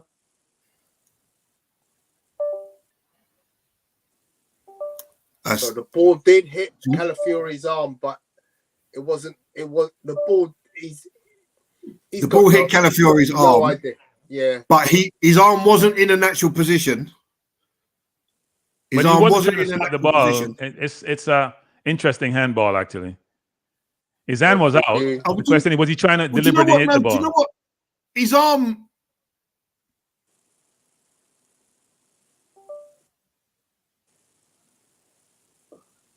So no. I don't know. No penalty. That's close. Yeah, he wasn't trying to hit it. He wasn't trying to hit it, but his balls are, his hands are away from his body, right? Yeah. Last year there was a penalty. No, it's not out. But it glanced off his body. It glanced off his body. It glanced off his body. Last year that's a penalty. Last year that's a penalty. You've seen them given. Last year that's a penalty. This year's not a penalty. You're right, Gary. I have seen those given. No, last year's a penalty, Tony. This year's not. They have changed the rules, right? Yeah, because it's silly to expect people to run with their hands behind their back. Yeah, but even then, the ball hit his body first, then ricocheted onto his arm. None of it just hit his arm directly. So Sterling get no game today? Nwaneri no game today? No Sterling, no Nwaneri? I don't know what goes through Arteta's head. I really don't, man, because I would have had Saka and Martinelli both sitting on the bench already from literally 5 minutes ago, if not 10 minutes ago. He's watching the game, Gary. He doesn't game manage. He watches the game. I mean, that's a poor shot, poor effort from Martinelli, really. That's that back pass. Yeah. You've got to be hitting the ball better than that. So he controls it, and he just passed the ball. Good got on by Donnarumma, but it was not. The pace wasn't there to beat him.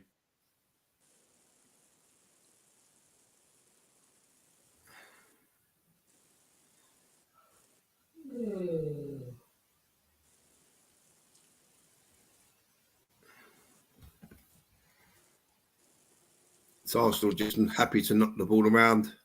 We've gone from the edge of the area back to Saliba. Don't be silly, Kivior. Well done. Back to Gabriel. Back to David Raya.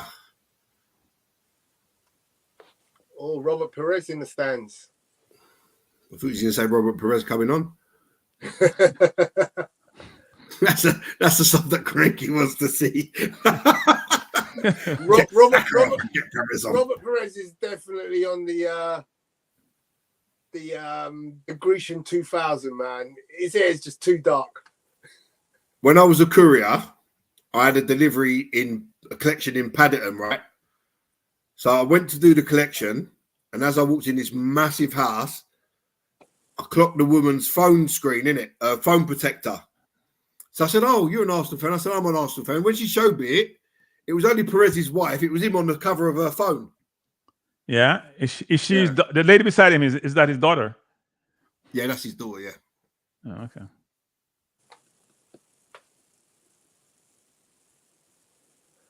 Come on, Arteta, bring on Sterling. He's watching the game, Tony. What are you talking about? Bring on. He's watching the game. Oh, Martinelli, what? That is so poor. Get this guy off the pitch, please, for the love of God. Oh, good ball. But you've only got Saliba to beat, so that was never going to happen. Saliba! None shall pass. Say what? 81 minutes in, and he's made what? One forced change and one change? Yeah. Who's that? that Vino? Who's that fella? I don't know who that one is.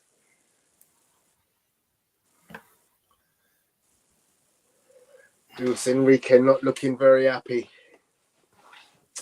You've only come to see the Arsenal. Come to see the Arsenal. That's the PSG owner, isn't it? Caldoun or whatever his name is. God, yeah. Well done, Gal. Yeah. That's the rich PSG owner. Very, very rich. Oh. Doesn't look happy, though. Long day at the office. Did they win their first game? Yeah, they did. So I think, when you think about it, the amount of money they've spent on this team, obviously they built the Galacticos. The Galacticos are now gone. They're still, they haven't made money because when those Galacticos left, they didn't make any money. So, this is, I think, the competition that they're missing because they could win that French league every year with their eyes closed. Yeah. It ain't happening anytime soon. They missed their window. When they were leading Barcelona 4-0 in the first leg, they missed their window. That year they had Barcelona 4-0 in the first leg and Neymar decided that Barcelona was going to lose. Dortmund 7-1 up against Celtic now. Oh, Lord. That's embarrassing. Martinelli just gives the ball away again. Marino's not strong enough. Silly foul, Kyrgios. But the ref plays on. Yeah, Martinelli gave the ball away again. I just saw that. That means he has no confidence in Sterling because he put on Marino after some minutes. That means he has no confidence in Sterling. Yeah. You've been asked a question in the chat. I don't have any UK accent. I gave it away. I'm Jamaican, so we can't talk that language. May I say? Me not know English thing. Yeah. When I go to England, actually, people think I'm American. I don't know why, because I have a Jamaican accent. So the corner comes in. Marquinhos gets his header, a very contested header. He doesn't really have an idea where that ball's going, but he gets his head to it. It goes way over the bar. When I was in England, I did try the English accent. It didn't really work.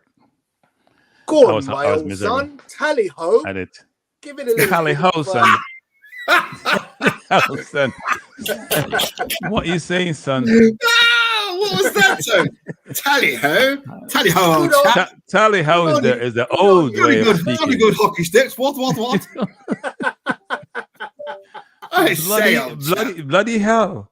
There you go, Cranky. You see, you can't or you get as sophisticated as Simon George. You have three different ways of speaking, right? There's the most bloated, sophisticated way of communicating, and there's the Cockney way, and then there's something else that's different. You're like Boris Johnson, you talk up in your nose like you're going to use the bathroom or something. You can be that way or something else. Right, so Arsenal currently sit 7th in the table, as all the other teams tonight have scored bundles of goals. Inter Milan 4, we City have scored 4. We should have scored at least 3. Listen, I'll take the 2-0 win and we go out and bury some goals next week. Yeah, but here's the thing, Tony. Here's the thing, Tony and Gary, we don't seem to realize. How many have we created where we have break down the defense and created chances? Take away the press and the free right where we built up from the back, break them down and score. Yeah, but Cranky, you're being a little bit weak, like harsh if you ask me. Because I tell you why. Not harsh. Harsh. Harsh. Because I tell you why. Think about how many moves we've created a one-on-one where we fluffed it on the last. But you're making a point. Actually, we fluffed it. You're making a point. So the point is, look at the move that created the strike from Martinelli, center of the goal. No, we won the ball up top. Oh no. Yes. That one play. Yeah. But that was also turning them over up the. You're missing the point, Tony. Our press is creating the opportunities, not our play from open play. But we have to count that. No. But Tony. But here's the point, Tony. Where we built up from the back and break them down. Not once during this game. Everything is we turn them up away at the field, so their team is up the field, and we have 3 against 3 or 3 against 4. Right? Show me one time in the game we pick the ball up in the middle of the park and break them down. None. I know I can. I know that has happened. Okay, you have time. You have time. I know that has happened. Not today. Yes, it has. Hold on, there's a penalty check. There's a penalty check for PSG. You've obviously seen it already, Ton. I don't know if they're showing it to you. They're still checking it. Why, he got blocked or something? No, Rice I pulled don't him know back. why, because there's a foul Rice outside. pulled him back, but it was outside the area anyway. It was outside the area anyway. Check over. Why is he pulling him back, though? Why are you pulling him? There's people in the box. There's Gabriel there. I don't understand that. And Enrique is very unhappy. It wasn't a penalty anyway. I thought it was Enrique. a foul. I don't know how that wasn't given, to be perfectly honest. But yeah, I thought it was a free kick right just outside the area.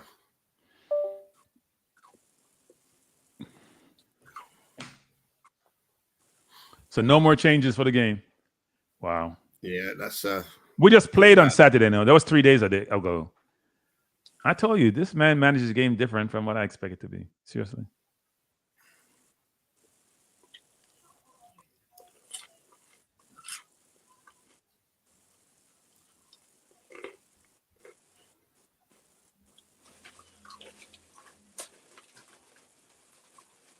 So we're at 89th minute.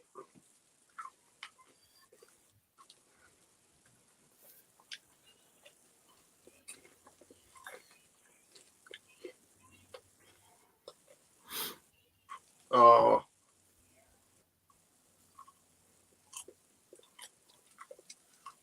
That was PSG throw. That was an Arsenal throw.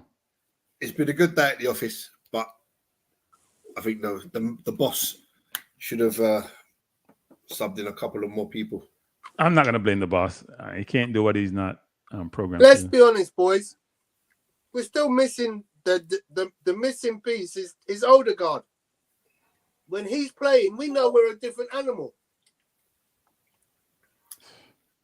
And you know what? We weren't creating no same with Odegaard. We weren't creating no with Odegaard when he was in the team and this year. We did score from open play, man, because no, we scored from no. But Gary, you guys are missing my point though. If you want to win the league, you got to be able to break people down from open play. We're not doing that. I know it sounds critical, but we're not breaking people down from open play. We're not taking the ball in our own half and break them down and go between the lines and score. We're not. Saliba! Oh, Martinelli! What are you doing? Shouldn't even still be on the pitch. Handball.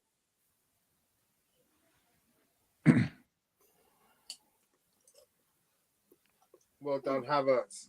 Well done, Havertz. Brilliant play. Oh, Mark. 4 minutes injury time. Martinelli, honestly, man. How is this guy still on the pitch? He's so lucky to still be on this pitch. Here comes Miles Lewis. Because the boy is tired. And his manager can't see that. He's tired. He can't be able to lift his feet up. He's tired. Miles Lewis Skelly is coming on. That's got to be for Calafiore, ain't it? Yeah. Can't be for Kyrie. We're in the box. Oh, Jesus, what are you doing?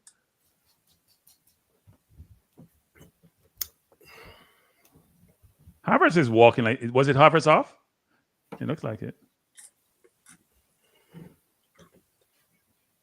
So Jesus won a tackle and then tries to cut inside the defender, loses the ball. Yeah. So he won the tackle up the field, right? He pressed. He won a tackle. I can't see it. He won the tackle on the edge of the PSB box, drives into the area, tries to cut back inside, loses the ball. But it proved my point. That attack came from us, them turning the ball over deep in their own half. It's been the entire game. We pressing them, they turned over. That is a tactic, Stan. Yeah, but you're missing my point. Where have we taken the ball from our defense, our midfield, and walk it through them? No time during the game ever.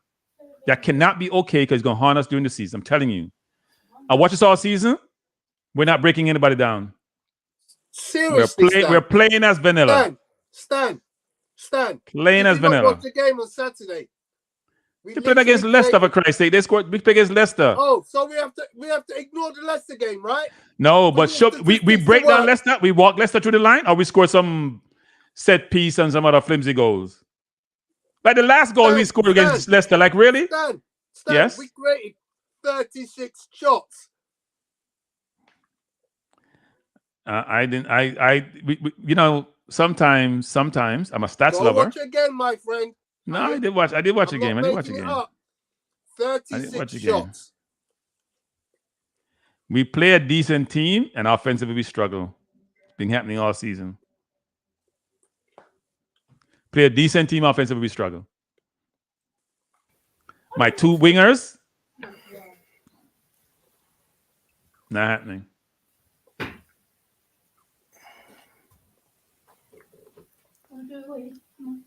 Like Jackson's there, look. Look, Jackson. 3rd minute of injury time. Raya about to kick the ball out. Gone long, nobody there. Straight through to Donnarumma. Donnarumma's quickly out.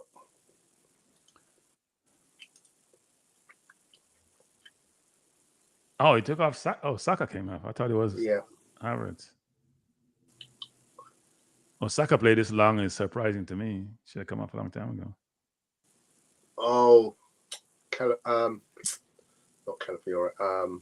Kivior waiting for the tackle as a rash and then lost his man. Lucky to be able to get back.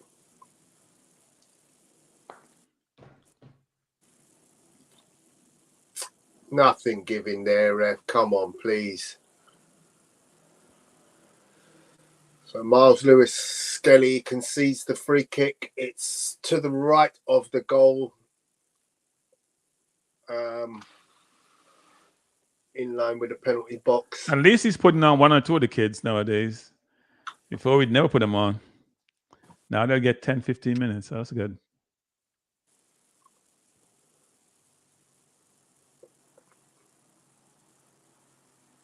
No reason to do that. Miles Lewis Kelly. We had 3 defenders around the player. Let him go. Cross comes in, well defended by Calafiore.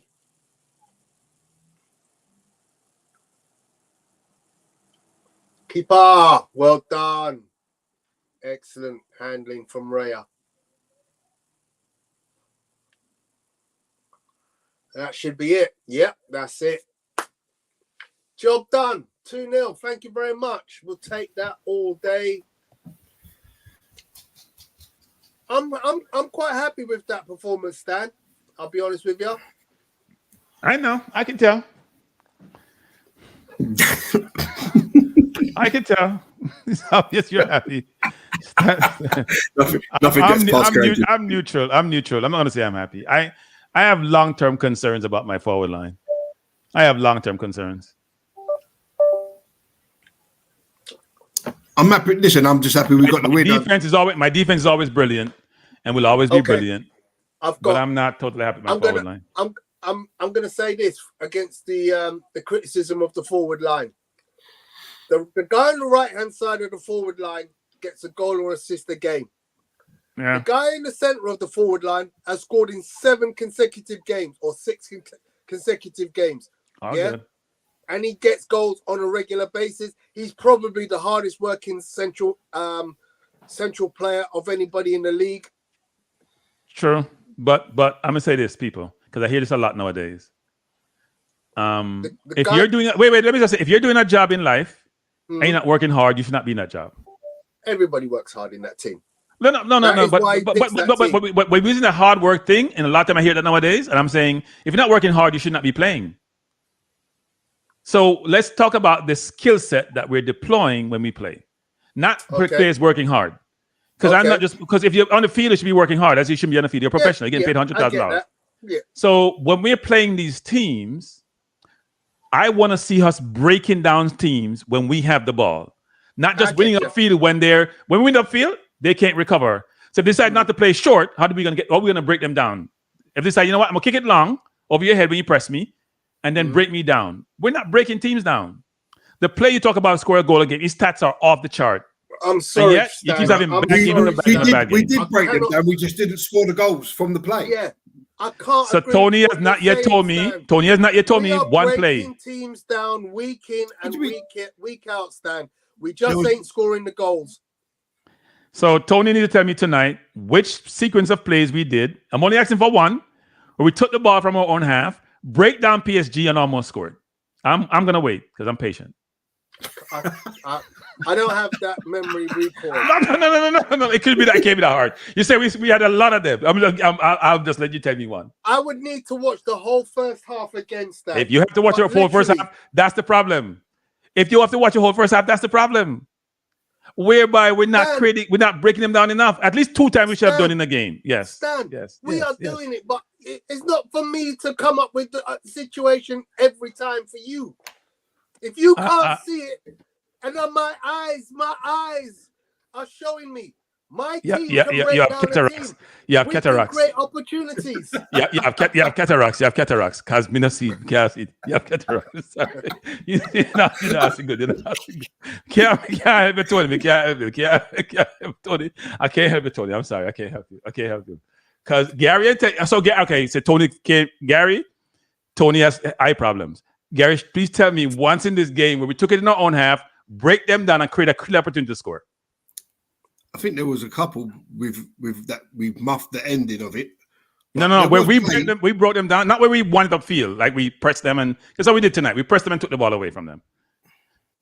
Where we took the ball, like say we took the ball in the just above the 18 or even the halfway line, and we broke them down and create a chance to score. Oh, excuse me. Gary is bored by my question. It's been a long day. No, there was a couple of opportunities that we created, but we just didn't take the ending. There's Martinelli went on a couple of runs, drove full length, but then there's no end product. Martinelli got a couple of runs. It's like he's a track athlete because he goes on a lot of runs, but we see no end product from his running. You know, I mean, ultimately, it doesn't matter how you score the goals, so long as you score the goals and win the game. No, right? Gary, people, let me just say this to you because some people are very critical. We're thinking long term. You guys are thinking short term. It doesn't matter. No. It does matter. It does matter how you score. I'm just thinking in the game that I've just watched. You're saying that we haven't taken the ball, played amazing. No, I'm not talking about this game. I'm just talking about in general. Even when we played City. The other day. Stan, you are being wrong. Okay, How you saying we ain't creating chances? Listen, the way I view it. Was the score against City not 2-1 until the 98th minute? So let me repeat, people. So maybe people misconstrue what I'm saying. Where we pick up the ball in our own half, outside our 18. Wait, let me finish. We pick it up and we break them down. We break them down. Did we not do that against Leicester? No? Stan, let me ask you a question. Against Man City, one of the best teams in the world, did we score an open play goal? Yes, we did. The one that Calafiori scored. Thank you. We want more. We didn't really break them down, no. How you mean we not break them down? We didn't break them down. We scored from about 40. Wait. We scored from no. You give him example. Man, still not happy. So when you two settle down, when you two settle down, I reply. When you two settle down, I reply. You settle down, I reply. You two settle down, I reply. So here's my point. We score a worldie. We score a worldie. A worldie we scored. This ain't no regular goal. We scored a worldie. That's not breaking people down. That's a worldie. Worldie comes once in this lifetime. Worldie comes once in his lifetime. Not every day. On, Stanley. What? We can't score worldie and call that. No, but you're talking about breaking up people from open play, breaking down people from open play. Broke them down, brother. We played the ball around. California made a cross and he went to the top of the corner. California made a cross and went to the top corner. He made a cross and went to the top corner. He made a cross top corner. And then we score from set piece like we normally do. I can't win with this one, yeah. Hey, wait. Victor, they say you and I are critical. We are Victor. Victor, what we are, Victor, is we are deductive. We assess things. We analyze. We discern. We break it, and then we come up with an outcome. We say, you know what? This is not sustainable. It has to change. DJ Giggs, because we know what's coming down the road when we need that breaking. We need to break people down. We're not breaking them down. Exactly. Not breaking them down. Highlight that comment from DJ Giggs' tone. What Man DJ hit the said? nail on the head. Cranky would rather have a pretty loss than an ugly win. That's Jamaica. That's Jamaica ex-coach who said that. Tito Whitmore made himself famous by saying that. He misspoke. The man meant to say an ugly win than a pretty loss, but he misspoke. Maybe that's what you want, Cranky. I want to Because dominate. I don't see how you can look at a game like Saturday where we created 36 opportunities. Yeah, But it was all from press, though. Yeah, it was all from the Leicester mistakes. We didn't do any. Good. So I have one question for you, Tony and Gary. One question for you: how many games have Leicester won this year? What difference does that make? They drew against Spurs, right? No. Back. It does make a difference. How many games have Leicester won this year? Why does it make a difference? In the Premier League, because you don't play nobody. Right? Gary, let me talk some patois. Because you don't play nobody. You don't play nobody, Gary. You don't play nobody. Oh, please. They don't win no game. Oh, please. And they were tied with us in extra time, by the way. Cranky. What does it matter who's won who's done this? Okay, you know what? Okay. Cranky, wait. Gary. Cranky left. Cranky left. No. Cranky left. No. Cranky left. Wait. There's a new person talking. This Cranky. This Cranky now. Stan was talking. Arsenal is beautiful. They're playing beautiful football. The ball is flowing. They're dominating. They're playing the ball between the line. They get behind the defense. They're scoring. We have a wonderful team, and we've been awesome offensively. Defensively, we have been okay. We give up 2 goals to Leicester, but offensively, we are brilliant. Long may it continue, and long may we not win a damn trophy this year if that continues, okay? Just remember Cranky saying that. And win no trophy with this forward line the way we're playing. None. Got to be better. Now, hopefully Marina comes in, and he makes a difference. Stan, quick question. Yes. Who did Man City play on Saturday? A very good Newcastle team. Very good Newcastle team. Who was in Champions League last year. Yeah, what was the score? 1-1. So, what? Man City didn't cut them apart? Because Newcastle is a very, very good team. You know? Yeah, but you guys, I thought Arsenal was up there with them. I thought we were up there with Man City. Okay, so they played a good team and they could only muster a 1-1 draw. The week before that, the world's best team played who? Arsenal at home? Yeah. And were 2-1 down and could only muster a 2-2 draw in the 98th minute. So let me say this. I'm not sure Man City is the best team in the world this year. Oh, okay. They struggled against Inter. Who is the best team in the world right now? I don't know, but I'm just saying I'm not sure they are because they struggle against Inter. Because they struggle against us. I watched Real Madrid struggle to a 1-1 draw against. So maybe all the teams are similar. Maybe all the teams are similar then. Maybe they're similar. So right now, I'll take that. If we're up there, if we're up there and nobody else is flying, nobody else is cutting teams apart, maybe Bayern Munich. Yeah. No, look. I am not happy about how my forward line is playing. Okay. And that's a fact. I don't. You know, you may complain about my midfield and my defense, right? You know, you may complain about my midfield and defense. Right. My forward line, I'm not happy with. Okay. Guys, I'm off to put my kids to bed. All right. Respect. So long, everyone. Been a pleasure. Care. Ta-da. So maybe it's just a matter of we need some time to work things out. Obviously, the early injuries at the start of the season to Odegaard and to Marino have affected that impetus. Yeah. Yeah. Yeah. I think Odegaard is a big deal. You know, I would agree with you about Martinelli.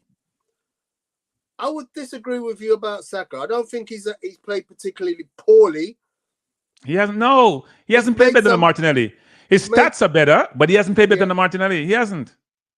Cranky. He hasn't played better than Martinelli. No way you can tell me, you can convince me in a month for Sundays that Saka isn't playing better than Martinelli. I'm sorry. Not really. I mean, we got to look, Saka always has great stats. Hang on. Saka is leading the Premiership in assists. What is the job of a winger? But here's what we're confused. What is the job of a winger? No. Here's what we're confusing. Take away the corners.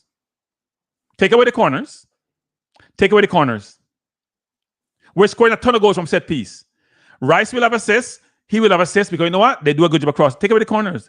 That's not open play. I've been talking about open play, Tony. Okay. Here's the thing, Tony, that people don't realize. I talk about Arteta and his man management in the game, and I talk about us in our open play offensively. People are conflating things. They think I'm talking about how we press or how we do set pieces. right? There's a difference between my open play and breaking you down, or me, Marteta making changes in games when changes are very obvious, versus him being a good manager or a good coach or set up us the right way. Overall, So DJ Gigs, overall, we're close to Man City. We're close to Man City. Defensively, we're better than Man City. Offensively, no. Defensively, we're better than last year, and we're better than this year. So Man City are made up of Erling Haaland up front, Yeah. Doku on the left, Foden on the right. No, Sabino on the right. Oh, It depends. sorry, It depends. Savino. Depends. He's all over the place with that. He's all over the place nowadays. Okay. So I'm not going to cast aspersions against Man City. They're a good team. They're a But good team. currently, yeah, with all that quality, including the most prolific striker in world football right now, they sit 0 points ahead of Arsenal. 0. Well, we're tied. Yeah. We're tied. So We're as tied. I said, they stand 0 points ahead of Arsenal. And they score that more goals than team- us. They score more goals than us. With the most ferocious, because you are gloating about Doku, how good he is. Foden, No. Back up. There's a difference between, yes, he's a brilliant taking on people, except for Timber, but he still doesn't have the finish. He's like Grealish. That's what Man City's struggling from. Doku doesn't finish. Grealish doesn't finish. Doku doesn't finish. So Doku's this great player. He still has less assists. No. You're misusing the word great, Tony. Come on, great Tony is a very good player.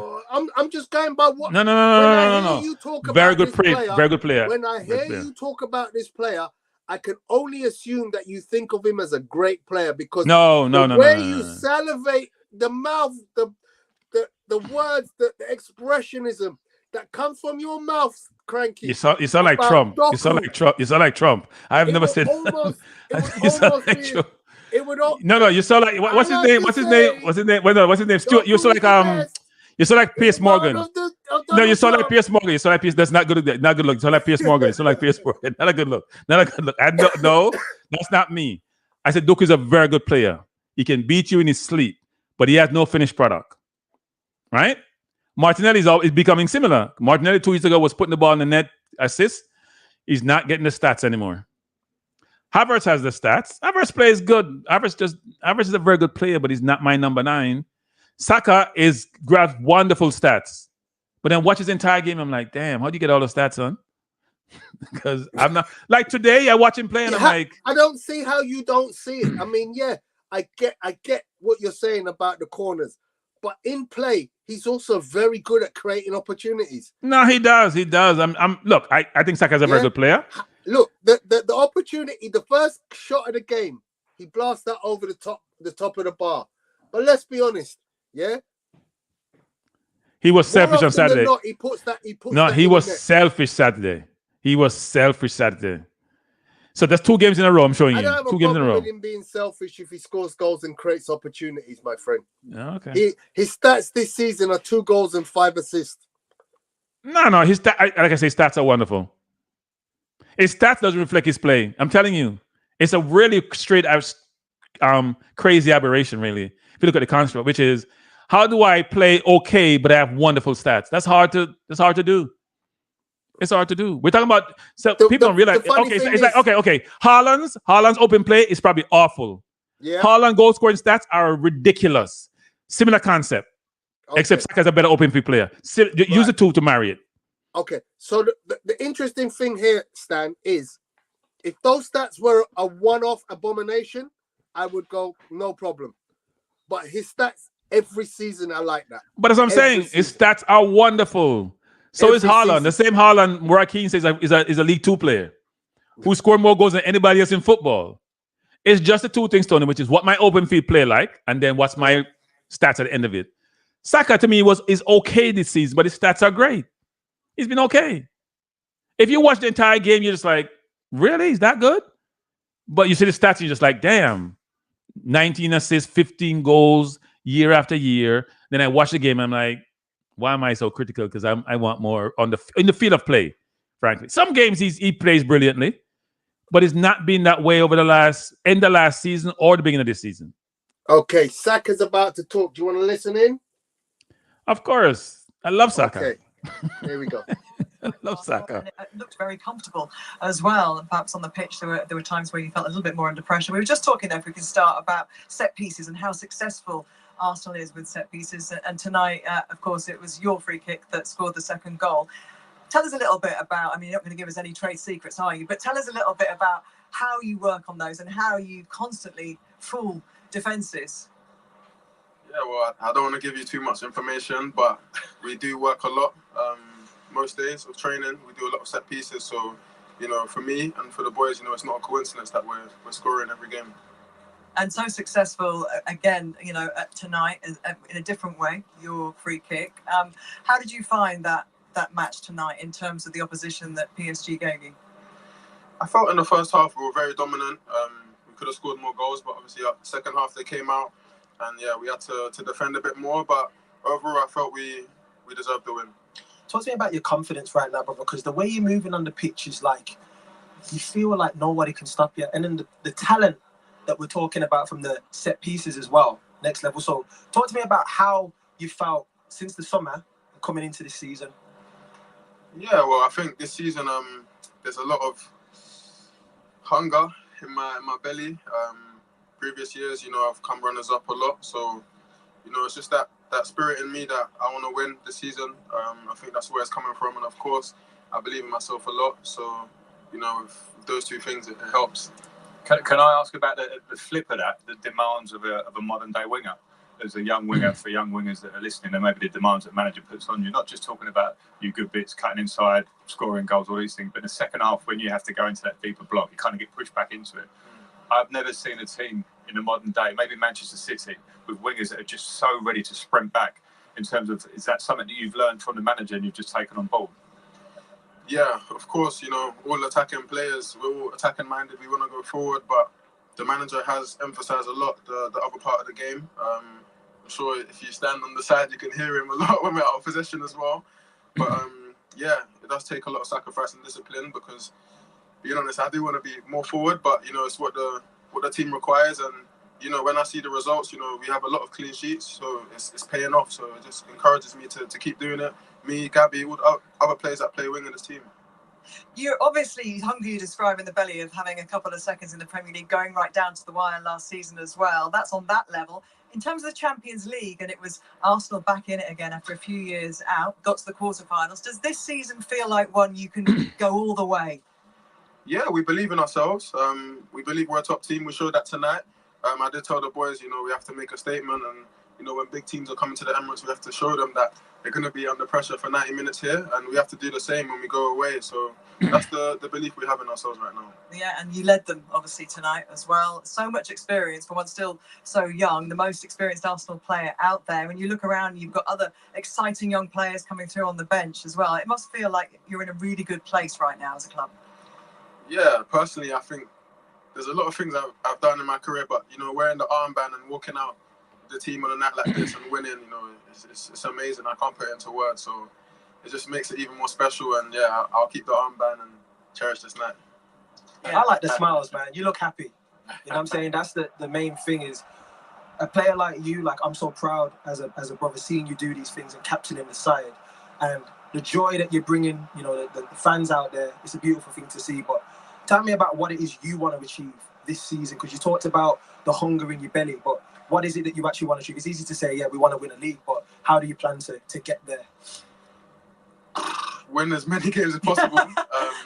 Of course, it's not easy, but the only way to do that is to win as many games as possible. And, you know, each game, you know, we just finished this game now. We're already thinking about Southampton on the weekend. You know, in the Premier League, it's so hard, man. You can't even drop points. You know, you just see yourself creeping down the table. So we got to be so focused, just upping the focus. And obviously this year, my role increasing, just trying to be there for the boys and keep everyone in high spirits and believing in ourselves, because, you know, we're getting closer. Could I ask you one more question in terms of Frank asked you a question about the system and buying into the defensive side of things. Is that something that you've talked about as a group, in a sense of we're going to win in any way that we can? Is that a thought that you have in your heads as a group of players? 100%. I see a lot of people speak about us and the way we play, but for us, it's about results.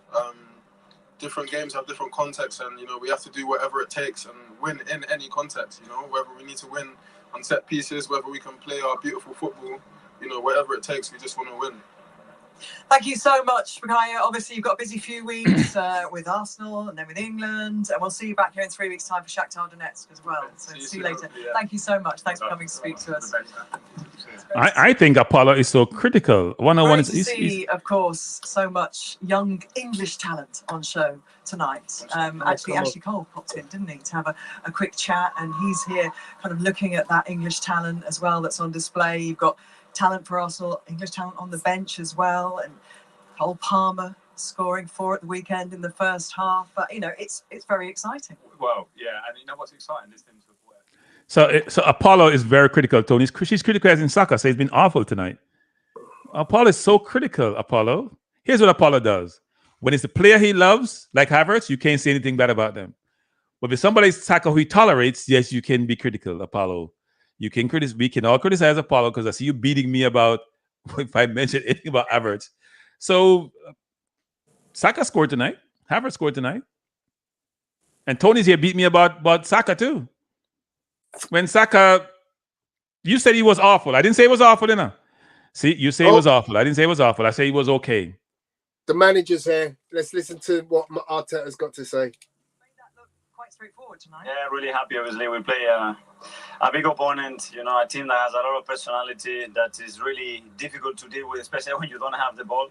I think the first half it was very dominating. We created a lot of issues, first 2 goals, and then the second half was a different story. Did the way you won on Saturday against Leicester, that kind of finish, that momentum, do you think that gave you that kind of energy that you took into today? Winning always helped. Obviously, it was a very special way. The way we did it, I think we suffered much more than we should have done in the way that we played.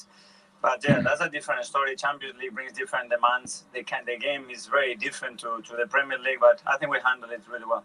Kai Havertz is in a rich vein of form. 6 consecutive goals here at the Emirates. It puts him up with some of the greats who've pulled on that Arsenal shirt. And Frank's just been eulogising about his all-round play as well. How impressed are you with what you've seen from him so far? He's been unbelievable. His football brain, the way he understands spaces, timings, the way he brings people together. He just glides the team, and then his work ethic is incredible. And now he's a real threat. Every time he's around the box, he's a real threat.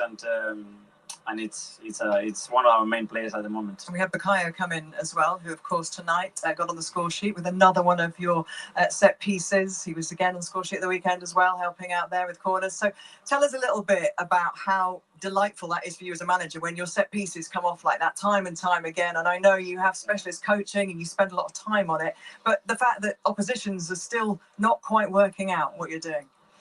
Well, it's another weapon that we have. Obviously, we have great takers. We have a very physical team at the moment that we can put out there. We work on that a lot, and big credit, first of all, to the coaches, all the work that we do together, and then the players for buying into it and understanding that these are game changers, and if we dominate every phase of play, then we become a much better team. Can I ask you, I just spoke to Bukayo there about the defensive side of a winger's game. As a coach, how proud of you when you watch your team, so watch you week in, week out, and when you have to work and you have to do the nasty side of the game, like the work ethic and that as a collective. As a coach, now I always say that's like the proudest thing you can see when people are just doing everything that you ask of them physically as well. I think they do it and they don't feel it like it's nasty. They feel like it's their duty and they start to love it. And it's about how you feel when you do something. If you really feel it, you do it in a way. If not, you're just cheating, And these guys, they don't cheat. You ask them to track back every time in 3-4 seconds. The team is glided. We are so compact, and they take credit for that. And I really value that. And you want to be a top team, you better have 11 players that are capable of doing that. What did you identify, Mikhail, from last season in comparison to this season with the style of play that you have? You have many different styles where you can be on a lower block, you can press high. When did you identify that within the group? Sometimes it's not something that we want, but if the opponent takes you to that game, we have to be happy to play that game. And we work a lot during pre-season. Okay, what kind of scenarios, what kind of challenges the opponent is going to bring us? Are we happy still to play that game? We want to get out of that game because we prefer a different one. But we are thrown there.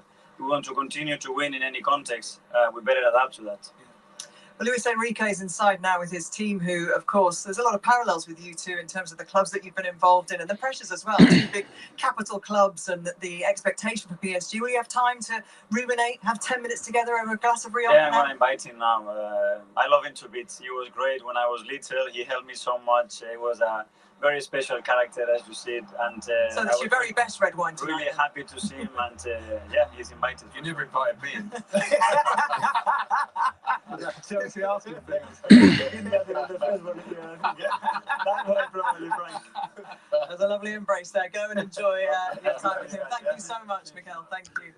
So here's my issue with that. Some questions are good. Some questions are throwaway questions. So here are good questions, people. When you press, you've been turning them all game. Why are you going low block and not even say a mid block, for example? You press them, you turn them over all game. You say they force you. Did they force you or did you just drop back?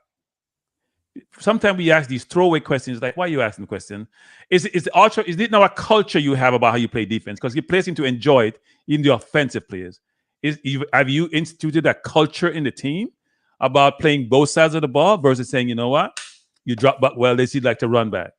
When you ask a question, the question needs to bring out things that we don't know before. Don't bring out things that we hear everybody want to know. To me, both Saka and Arteta use one word, which I think sums up exactly what we need to consider. Context. Yeah? They both mentioned they are playing and they're training to deal with any context. Yeah? So what have we had? 8 games this season. We've been reduced to 10 men 2 times. Yeah? And we've yet to lose a game. So today I just mentioned how brilliant we are defensively. We've had to play 3 away games. We've had to go to Italy. We've had to go to Manchester and have 3 away games. And we've dealt with the context. Yeah. Let me finish. Let me land. Because it's super important that we understand. Yeah? I understand what they're saying. They don't want to reveal everything. But what they're saying is we are trying to navigate every conceptual style of play that we're going to face. So they must have had a plan when they went to Manchester. And you know what? Within 5 minutes, your plan A falls out the window because we're 1-0 down. But guess what? We change something. We adapt to the context, and we find ourselves 2-1 up and strolling. Because I'm being honest with you, at 2-1 up with 11 men, it looked like we were going to go on to 3-1, 4-1. Yeah. Yeah. Then I know about 3-1, 4-1, but look like we could have held out. Let me land. Then we get a player sent off, and we're down to 10 men. So another context. We have to hold a lead. Now, we could have done what Man United did against Tottenham and conceded 3 or 4 or 5 or 6. But no, we dealt with the context. We are using Man United as the analogy. You should be ashamed of yourself. I'm using them should be ashamed of yourself. As a bad analogy. But it's a bad analogy because you should use them. Give me a team that's going out there to play for their manager. They were awful from the 11 with 11. They were awful. Which 10 could play Which 10 could play Man City and not concede 5 goals? Here's the thing about against Man City, right? I've said it before. I just said tonight we are brilliant defensively. Period. Right. I've said we're brilliant defensively. What have I focused on? What have I been complaining about? The offense. We created. By the way, we should have lost to Atalanta. They got a penalty which they bushed. We should have lost to Atalanta. We created nothing against Atalanta. 0. They had Lookman running at us. They created chances. We created nothing against Atalanta. My concern is my offense. I have no concern about my defense. With Timber and Calafiori and my 2 Rolls Royce in center half, I'm good. I don't even need a midfield. I'm good. I am concerned about my offense. Because my offense is not impressing me. I said that last year too at some aspects of last year when we were struggling. I'm concerned about my offense, and I don't want to come back and bite me. Cranky. Last year we scored 86 or was it 89 goals, the most in a Premier League season ever by an Arsenal team. And once we scored the year before that, 51. No, we scored the year before that, 52. So the point I'm trying to make is this, Tony. I'm concerned about my offense. I'm concerned about my offense, especially with Odegaard, to create things on the right side of the field. I'm concerned about my offense. Okay, so you mentioned Odegaard. I think it's a very important note that you mention his name because this team produces more chances when he's in play. Yeah, but we got to be able to play without a player. City going to play without Rodri, and they're going to play without De Bruyne this year. Agreed. Right? So, yeah. Agreed. Now, I would love to see in the 15 minutes for Nwaneri tonight because I saw 15 the other day. I was impressed. Yeah. He's nowhere to be seen. I don't see 15 more for Sterling. He's nowhere to be seen. Why do we have to play those two wingers every single game, burn them out, and when it comes to the end part of the season, they can't even lift up their legs? Why do we do that? What's he trying to prove tonight? But you're saying that Sterling is not good enough? You're saying Nwaneri is not good enough. That's what you're saying. They're not good enough, so I can't put them on the field. Do you know what it is, Cranky? Honestly, I have the same question. I really do. I'm baffled why he doesn't have the confidence to say, you know what, I'm going to withdraw Saka earlier. I'm going to withdraw Martinelli earlier. And I'll be honest with you. Gabriel Jesus fills me with no confidence. He's not been playing well. Right. I think him losing his starting position has been a problem. Right.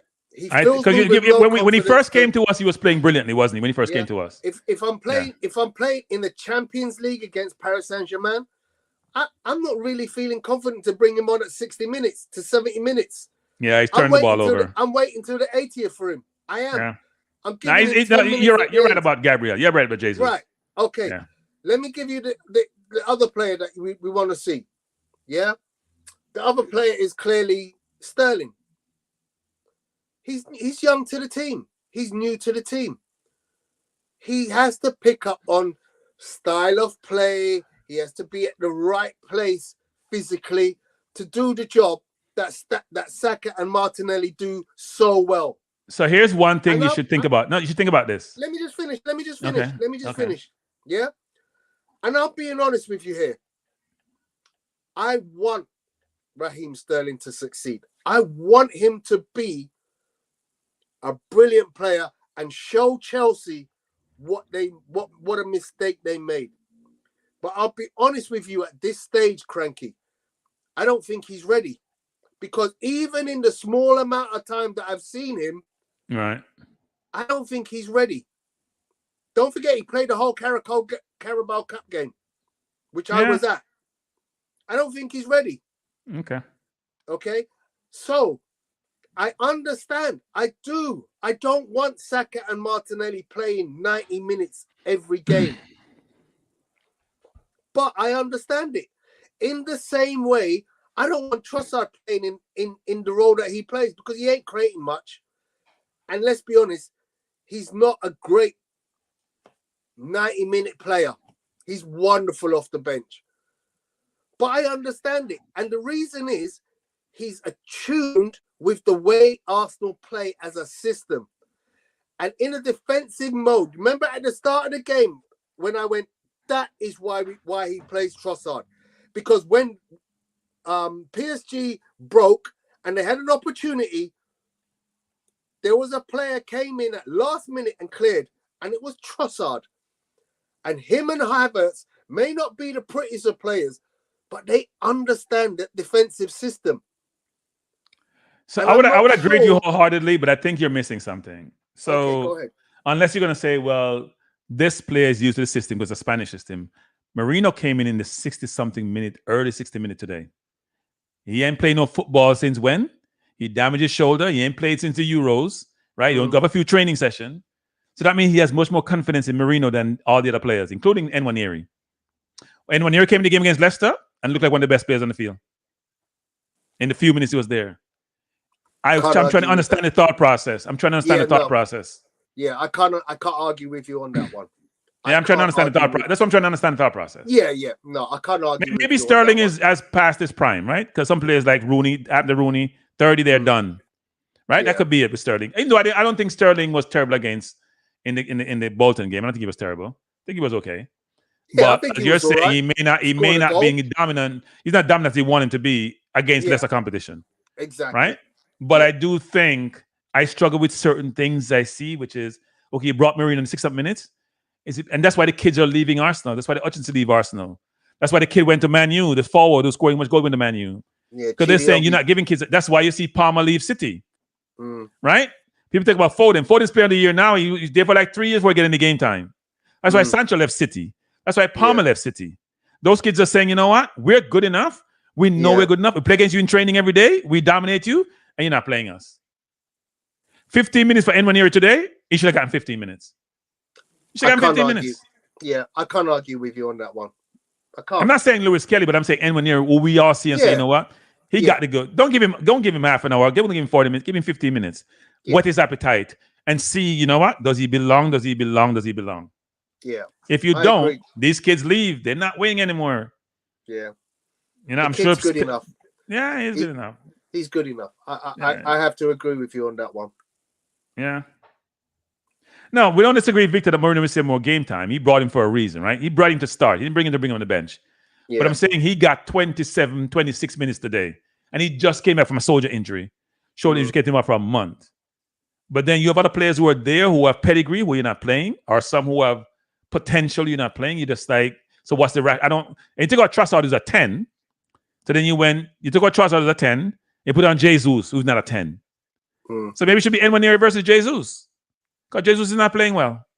Yeah, agreed. So I'm always trying to understand the thought process, because I go through all these iterations like, okay, it's a 10, Nwaneri. And by the way, the kids put a foot in. It's like anyone to come on and play defense. He plays defense. Yeah, no, he does. Yeah, so anyway, we won. So I shouldn't complain. We won. We beat a good PSG team. It's a good team. Not a great team. It's a good team. It's a good team. Yeah. And look, even though I said we should press, look, when we pressed them, they had no answer. They couldn't get out. I know you can't press for 90 minutes because it's not logical, especially in today's football. But when you press them, they just turn it over. They have nowhere to go. Absolutely. So and why don't we go mid block versus low block sometimes? Like nowadays we revert to low block. Are we resting? If it's a strategy, they say you can't break me down. So I'm gonna go low block. But then when we go low block, Tony, when we win it, we can't get out. Yeah, it's almost like it's counterintuitive.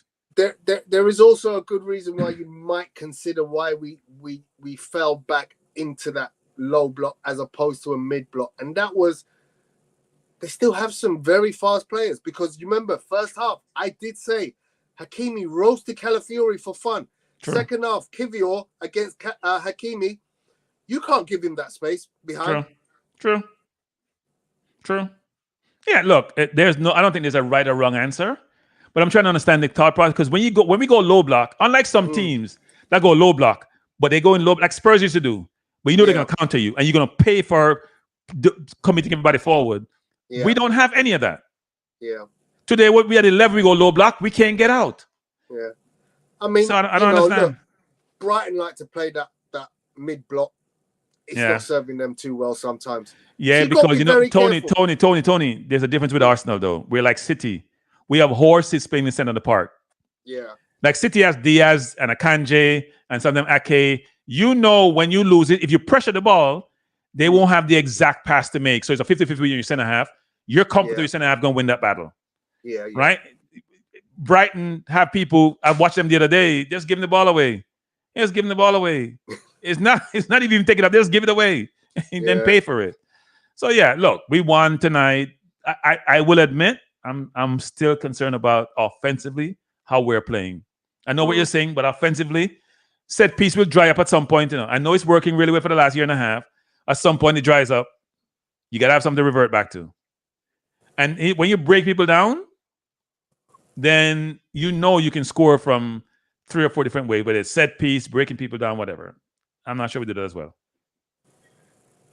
He said Timber coming up changed the way we press. But yeah, Apollo, but it may have changed the way we press, but we still weren't pressing all the time. We were pressing selectively, which I understand nowadays.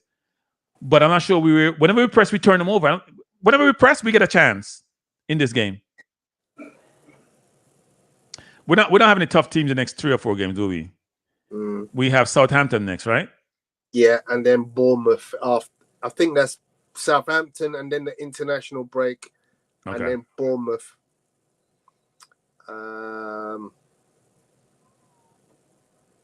Hey Tony, I need to do me a favor. I'm gonna text you something. Okay.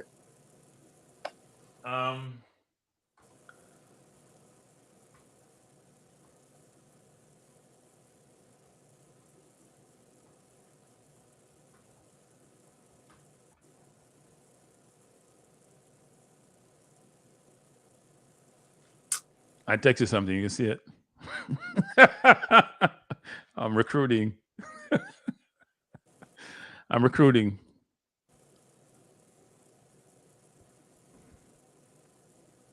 Tell him we welcome him. Or his people.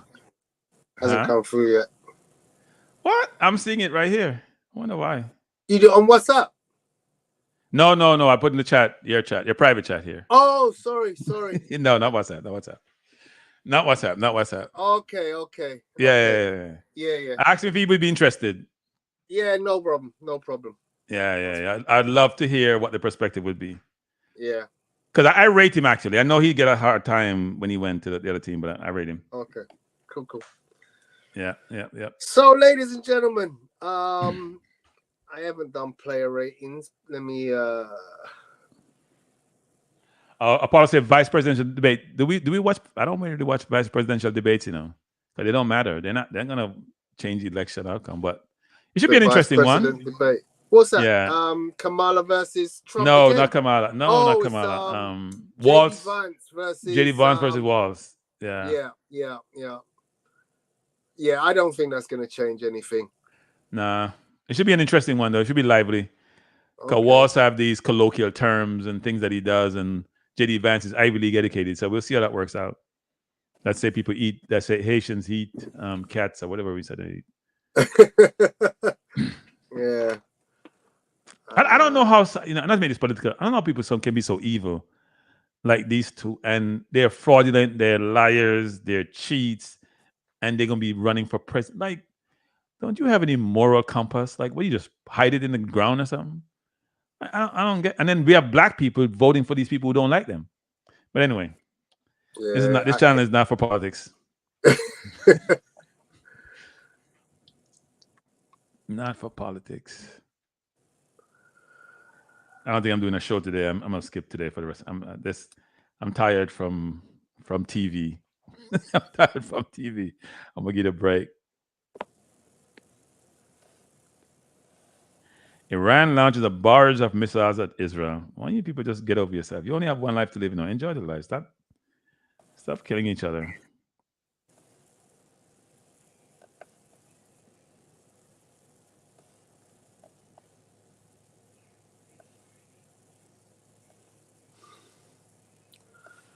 Okay, I've done this very quickly. I don't know. So let me work this out. I might need to change some of it as I go along. David Raya made a couple of really good stops. He was very commanding in his box. Distribution was good, so I don't think he's had a bad game. It was interesting because I gave David Raya 8 in the last game, and a lot of people gave him a 6 because he didn't have a lot to do. But if you don't have a lot to do and you do everything well when you are called upon to do it, I kind of see that, your standards are up where they are. You don't make mistakes. Yeah, but it's hard. It's hard to give you a great grade when you don't have a lot to do. Yeah, it's not your fault. It's not your fault. Yeah. So I would say it's a 7. I say it's a 7. Okay. Right? You did what you need to do really well, but you didn't have a ton to do. We're pretty comfortable. Okay. So to me, that's like a 7 grade. I listen to other people give grades, and sometimes I'm saying, were we watching the same game? But that's a matter of opinion. But I think this is a 7. Okay. No problem. During Timber, I'll give him an 8. I thought it was brilliant today. I think he had, as I mentioned at the start of the game, Barcola is one of the best strikers, wingers in Europe right now, and as part of that defensive unit, which kept a clean sheet, remember, he didn't give an inch. Yeah, no, he's been. He had that brilliant stop that was a 1-on-1, and you're thinking, here we go, Barcola's gonna get past him. Nope, shut the door. Yeah, I think defensively he's been excellent. I still want to see more from him offensively. I was looking at some stats against City, probably not a fair judge, but he had made 1 accurate pass in the City game. Yeah. But he was brilliant defensively, right? Defensively, he's brilliant. But then the next game, what happened? That's what I'm saying. Defensively, he's brilliant, right? Defensively, brilliant. But Defensively the brilliant. next game, the very next game, he Yeah. created more opportunities, more chances than any defender in Premier League history. Yeah, no. Timber is a very good footballer. I I mean, know Timber it was was only good when Leicester. he was the best player last year in the preseason before he Yeah. tore up his knee. Yeah. And this year was good again in preseason. No, he's a very look. It's a great buy, right? If you think about what Man U has done, I'm going to compare with Man U, who they bought from Holland, who we bought, and people don't realize it. We have bought Califiori, we have bought Timber 2 years in a row, and they're going to be in the team forever as long as they are playing. They don't lose it, injuries, whatever. Yeah. That's great business for less than 50 million pounds. Absolutely.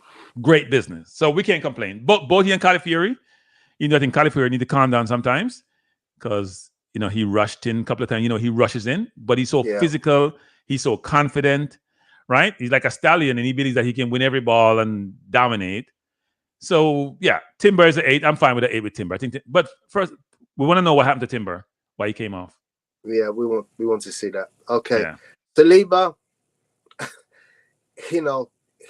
reads the game so well. Yeah. And I can't help but give him an 8 because he, again, vital interceptions in the right places. He doesn't have a high tackle count because he doesn't have to make tackles. He reads the game so well. He's better than he was Saturday. I think Vardy gave him a hard time Saturday, even though Vardy didn't score. But today he was much better. Yeah, he's another 8 again today. He played really well. The few instances he had to make tackle, he made the right tackle, shoot the ball out of bounds. No, he had a really good game, actually. He had a really good game. Okay, Gabriel, I could understand if he was given a 7, but again, he's part of that unit. Didn't do anything wrong.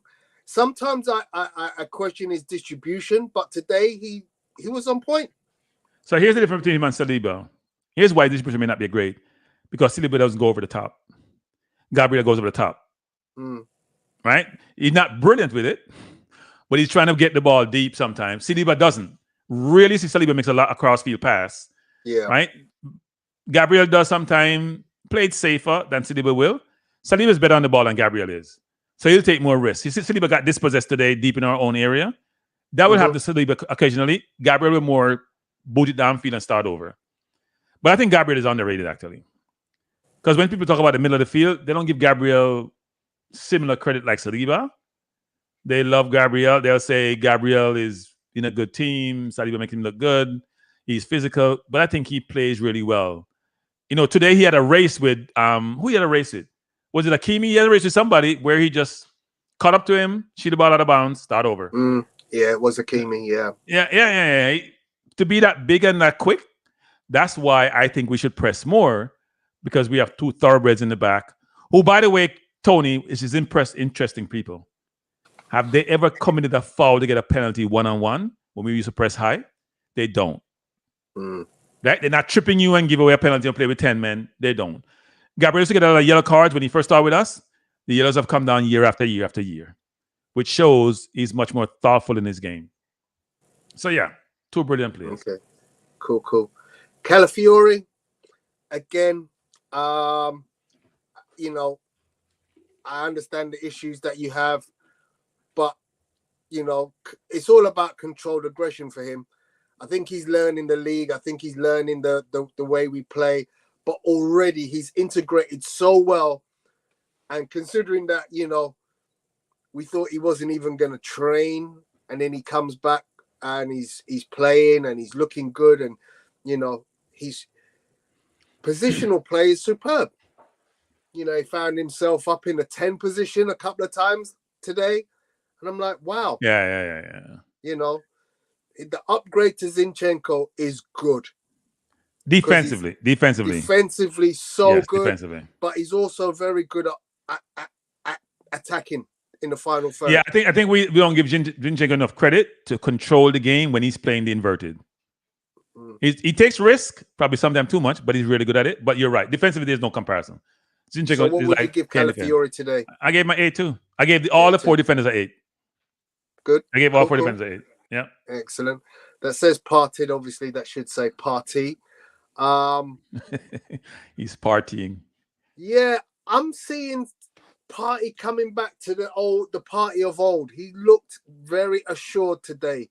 I don't think he put a foot wrong in terms of tackle or distribution. So again, I thought he was deserving of an 8 today. What's your thoughts? No, look, I'm a part of disciple. And when he doesn't play well, I wonder why. Just give him his football intellect, because that's what he uses a lot of times. Right place, right space. Sometimes Party's going to make a pass and someone's going to block it, and he changes his mind in the middle of lifting his foot up to make the pass. That's what I love in a footballer. You're able to identify danger and coming out of danger. No, he played well. He moved the ball along. Sometimes we're spreading Gabriel and spreading Saliba, and he's being in the middle, right, to dictate the play. So, no, I gave him an 8 also, even though he didn't play. He came up for 60-something minutes, just like I gave Timber. No, I thought he had an excellent game, actually. Game. Okay.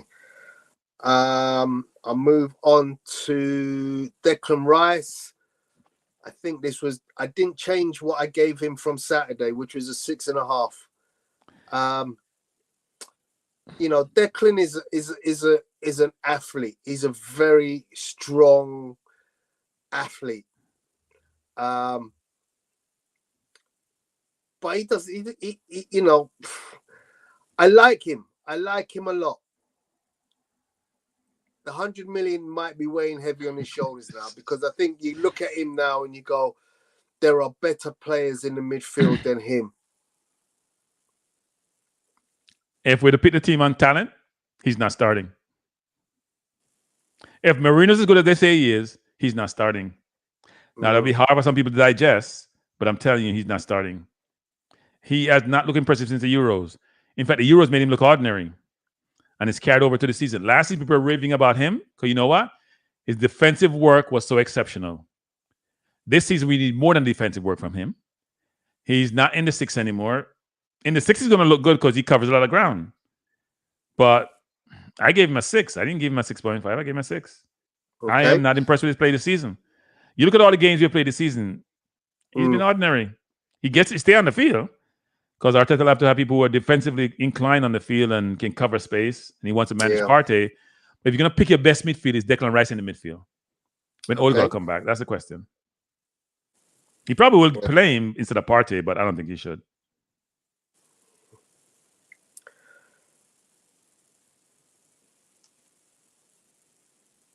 Okay, so then we move on to Leandro Trossard. I thought he had a good game. Again, nothing outstanding, but I thought he had a good game, and I like the work ethic. I think, again, very important tackle in the first half. He understands the system, which, as I said,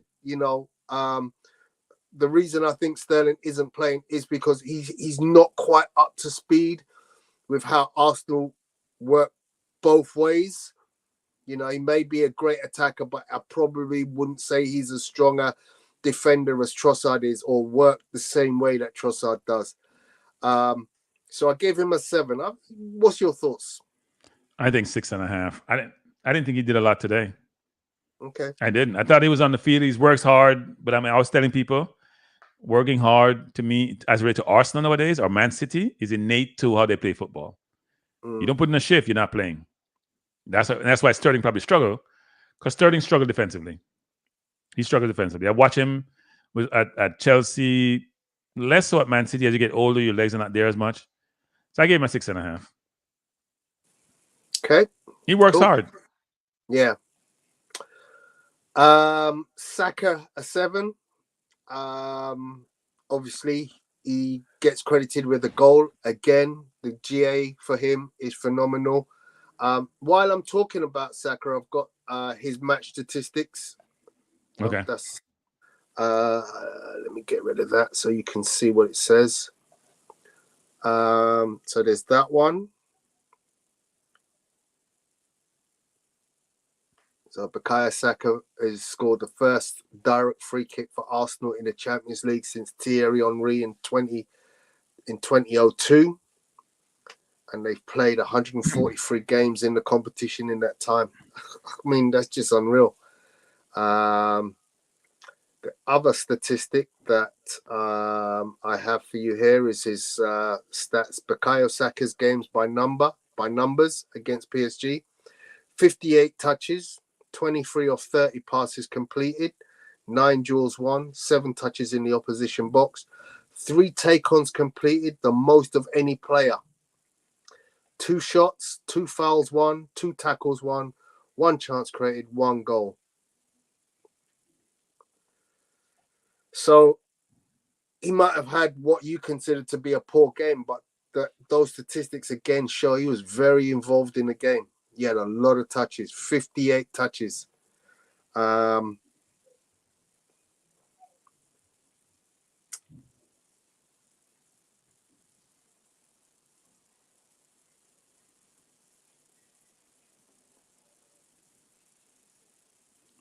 Wait, the PSG out possession in this game was 54-30.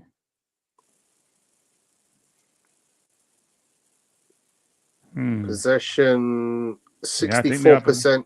Yeah, 64 54-46. Is that what? I'm getting that wrong. No. It says 65-35. And we're 35. Yeah. Yeah, look like we're playing low block football. Yeah. We're giving up possession, I guess. Let me look at the player statistics. So the summary shows me Bukayo Saka had 2 shots, 1 on target. Martinelli had 2 shots, 2 on target. Kai Havertz, 2 shots, 2 on target. Key passes for Calafiori, 1. Saka, 1. Gabriel Martinelli, 1. Trossard, 1. And Havertz, 1. So even split there. The best distribution of the ball in the team was Martinelli at 93.3, just ahead by 0.2 of Thomas Partey, who had a 93.1% pass accuracy. Martinelli has about 90%. That's good actually for a forward to have 90% pass accuracy. Yeah. But then he got a 6.9 rating by SofaScore versus Havertz get 8.1 and Saka got 7.7. Interestingly, extra points. Yeah. So I'm looking at who scored ratings. Saka got the highest ratings at 8.37, followed by Havertz on 8.24. All right. Saka had the most touches of any player, 58, followed behind by Declan Rice on 55, and then Calafiori came third with 52 touches. Calafiori get a lot of touches actually in games. Yeah, that is. Because normally the highest ranked player in the defense is Saliba. Saliba had 50, but Calafiori actually had more touches at 52. Julian Timber was down at 33. Martinelli only had 28 touches. So, because we're playing the game, I mean, you remember mentioning that we're playing the game on the right side of the field. Yeah, a lot. Yeah, and that showed explain. Up actually. Yeah, he didn't get touched about a lot. Probably also explain his good percentage. If he only missed space, maybe 1 or 2 passes. Yeah. Let me see Declan Rice stats. He touched the ball 55 times, 91% of passing accuracy, 1-4. See his defense, 4 or 5 ground dribbles, 1 off 1 dribble attempt. Yeah, his stats are not terrible. So if I return to my last 2 players, I gave Kai Havertz 8.5. He was my man of the match. I just think the kid worked so hard. Yeah. And he created that opportunity. That was a setup for Martinelli in the center of the goal. That was his touch that pretty much laid that on a plate for him. I thought he had a brilliant game at both ends of the pitch. I'm looking at his stats. So he had interesting stats here. Passing accuracy 68%. Key passes 1. A lot of duels though. 11 of 6 duels. Yeah. 4 of 7. Aerial duels, but I think a lot of his aerial duels, actually. Lost possession 15 times. It's quite a bit. When you touch the ball only 30-something times. I've 10 got him down as 48 touches. Yes, 48 touches. So he lost it 15 times. That's a lot for how much touches you had. He had more touches than... Yeah, it's a lot of touches for a center forward, too. Because Saka only touched it 50-something times, didn't he? Yeah. Yeah. Interesting. We'll see what happens when the team is fully fit. It's going to be interesting to see who's on the bench. Yeah, indeed. And my last ratings was Martinelli. I gave a 7. What would you? Yeah, I give him a 7 too. He wasn't in the game as much as you'd like him to be. You guys beat me on one chance he got with that left foot. I thought it was a difficult chance, frankly, because the ball is in the air. So it's hard to keep the ball down. He kept it on target. Donnarumma made a decent save. But no, he always works hard. That's one of the... I think he plays a lot. His defense is stellar. He's always been a ton of ground duels in people's faces. But we need to see more on the production side from him. He scored once in the last 20 games, 20-something games, whatever the number is, a big number. Yeah. You can't be a winger scoring 1 in 20. That's the difference between him and Saka. He will have very good games, but there's no output in terms of assists or goals, while Saka will play ordinary and still ridiculous stats. Get something, yeah. Yeah. Because you know why, too? Saka does take the set pieces, but he also goes far post with his balls. I wonder if the far post for Arsenal is Saka, which is an interesting one, actually. Who's very short. I don't know how that comes into play. Kai Havertz goes across the line. So the question, who's on the end of those crosses that Saka is making versus is Martinelli not putting the ball in the right place when he crosses the ball? That's another question. Saka ball drop right at the upright, right around the upright area, just outside out of the keeper's range. Well, I don't see Martinelli. Martinelli's no. The difference is the difference to Tony. Saka's crosses are not necessarily from the byline a lot of times, you know. He's on his left foot going far post. Martinelli's crossing from the byline back, actually, a lot of times. You really see him crossing with his right foot to the far post, which is interesting. Yeah, interesting. Right, Mr. Cranky, it's been a pleasure. Yep. Same here. I'm always happy when my team wins. Yes, we should all be happy. It's a good start. 4 points from 6. And we are, in the top 4 in the Premier League, which is where we want to be. We don't want to be in front all the time because when you're in front, people run you down. We want to run people down and try to win this year. Yeah. So long as we are around Man City, we are okay. Yeah, I agree. Yeah. And as I said, I think there's a lot more to come from this team. Yeah. I also think Man City have got a lot more to come. I think they're growing into what they want to be this season. You know, obviously introducing Savinho. Rico Lewis is getting some minutes now. So I think he's struggling. I think he's struggling to pick his best team actually. Because last game he played Foden and he played Grealish. No Savinho, no Doku. So the question is, I know it's early, but just a very quick thought to the New Year transfer window. We need an 8. We need a 9. We need a 9. A 9. Okay. We need a 9. Right? So let's say Alvarez is a 9. We still need a backup 9. I need a more dynamic 9. And if we get dynamic 9, we have to trust to Alvarez. He's on the bench. Because he's not a wing player. He won't replace Odegaard. We have Marino in the 8, and we have Rice and Partey in the 8. So if you get a Sesko, for example, would he be on the bench or would Alvarez be on the bench? It's going to be interesting what happens. Yeah, I just think I think you're right. I don't see a 9 of the quality required being available in a January transfer window, because every club that has that player is relying on that player. In the summer, you can go on, you can talk them up and you can offer them loads of money. But in the January transfer window, I think that's the most difficult player to find, and a goalkeeper. I totally agree with you, but I see if we want to Osimhen, for example, he's on loan in Turkey. He's not even Inter don't want him. Yeah, so his demands are great. If we want him, he's gettable. He's gettable. Yeah. He's gettable, right? I I don't think he's an Arteta player.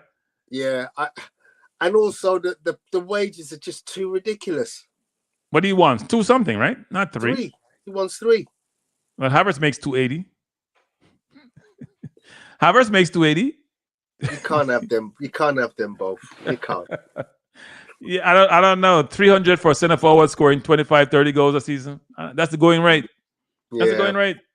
What does Haaland make? 4?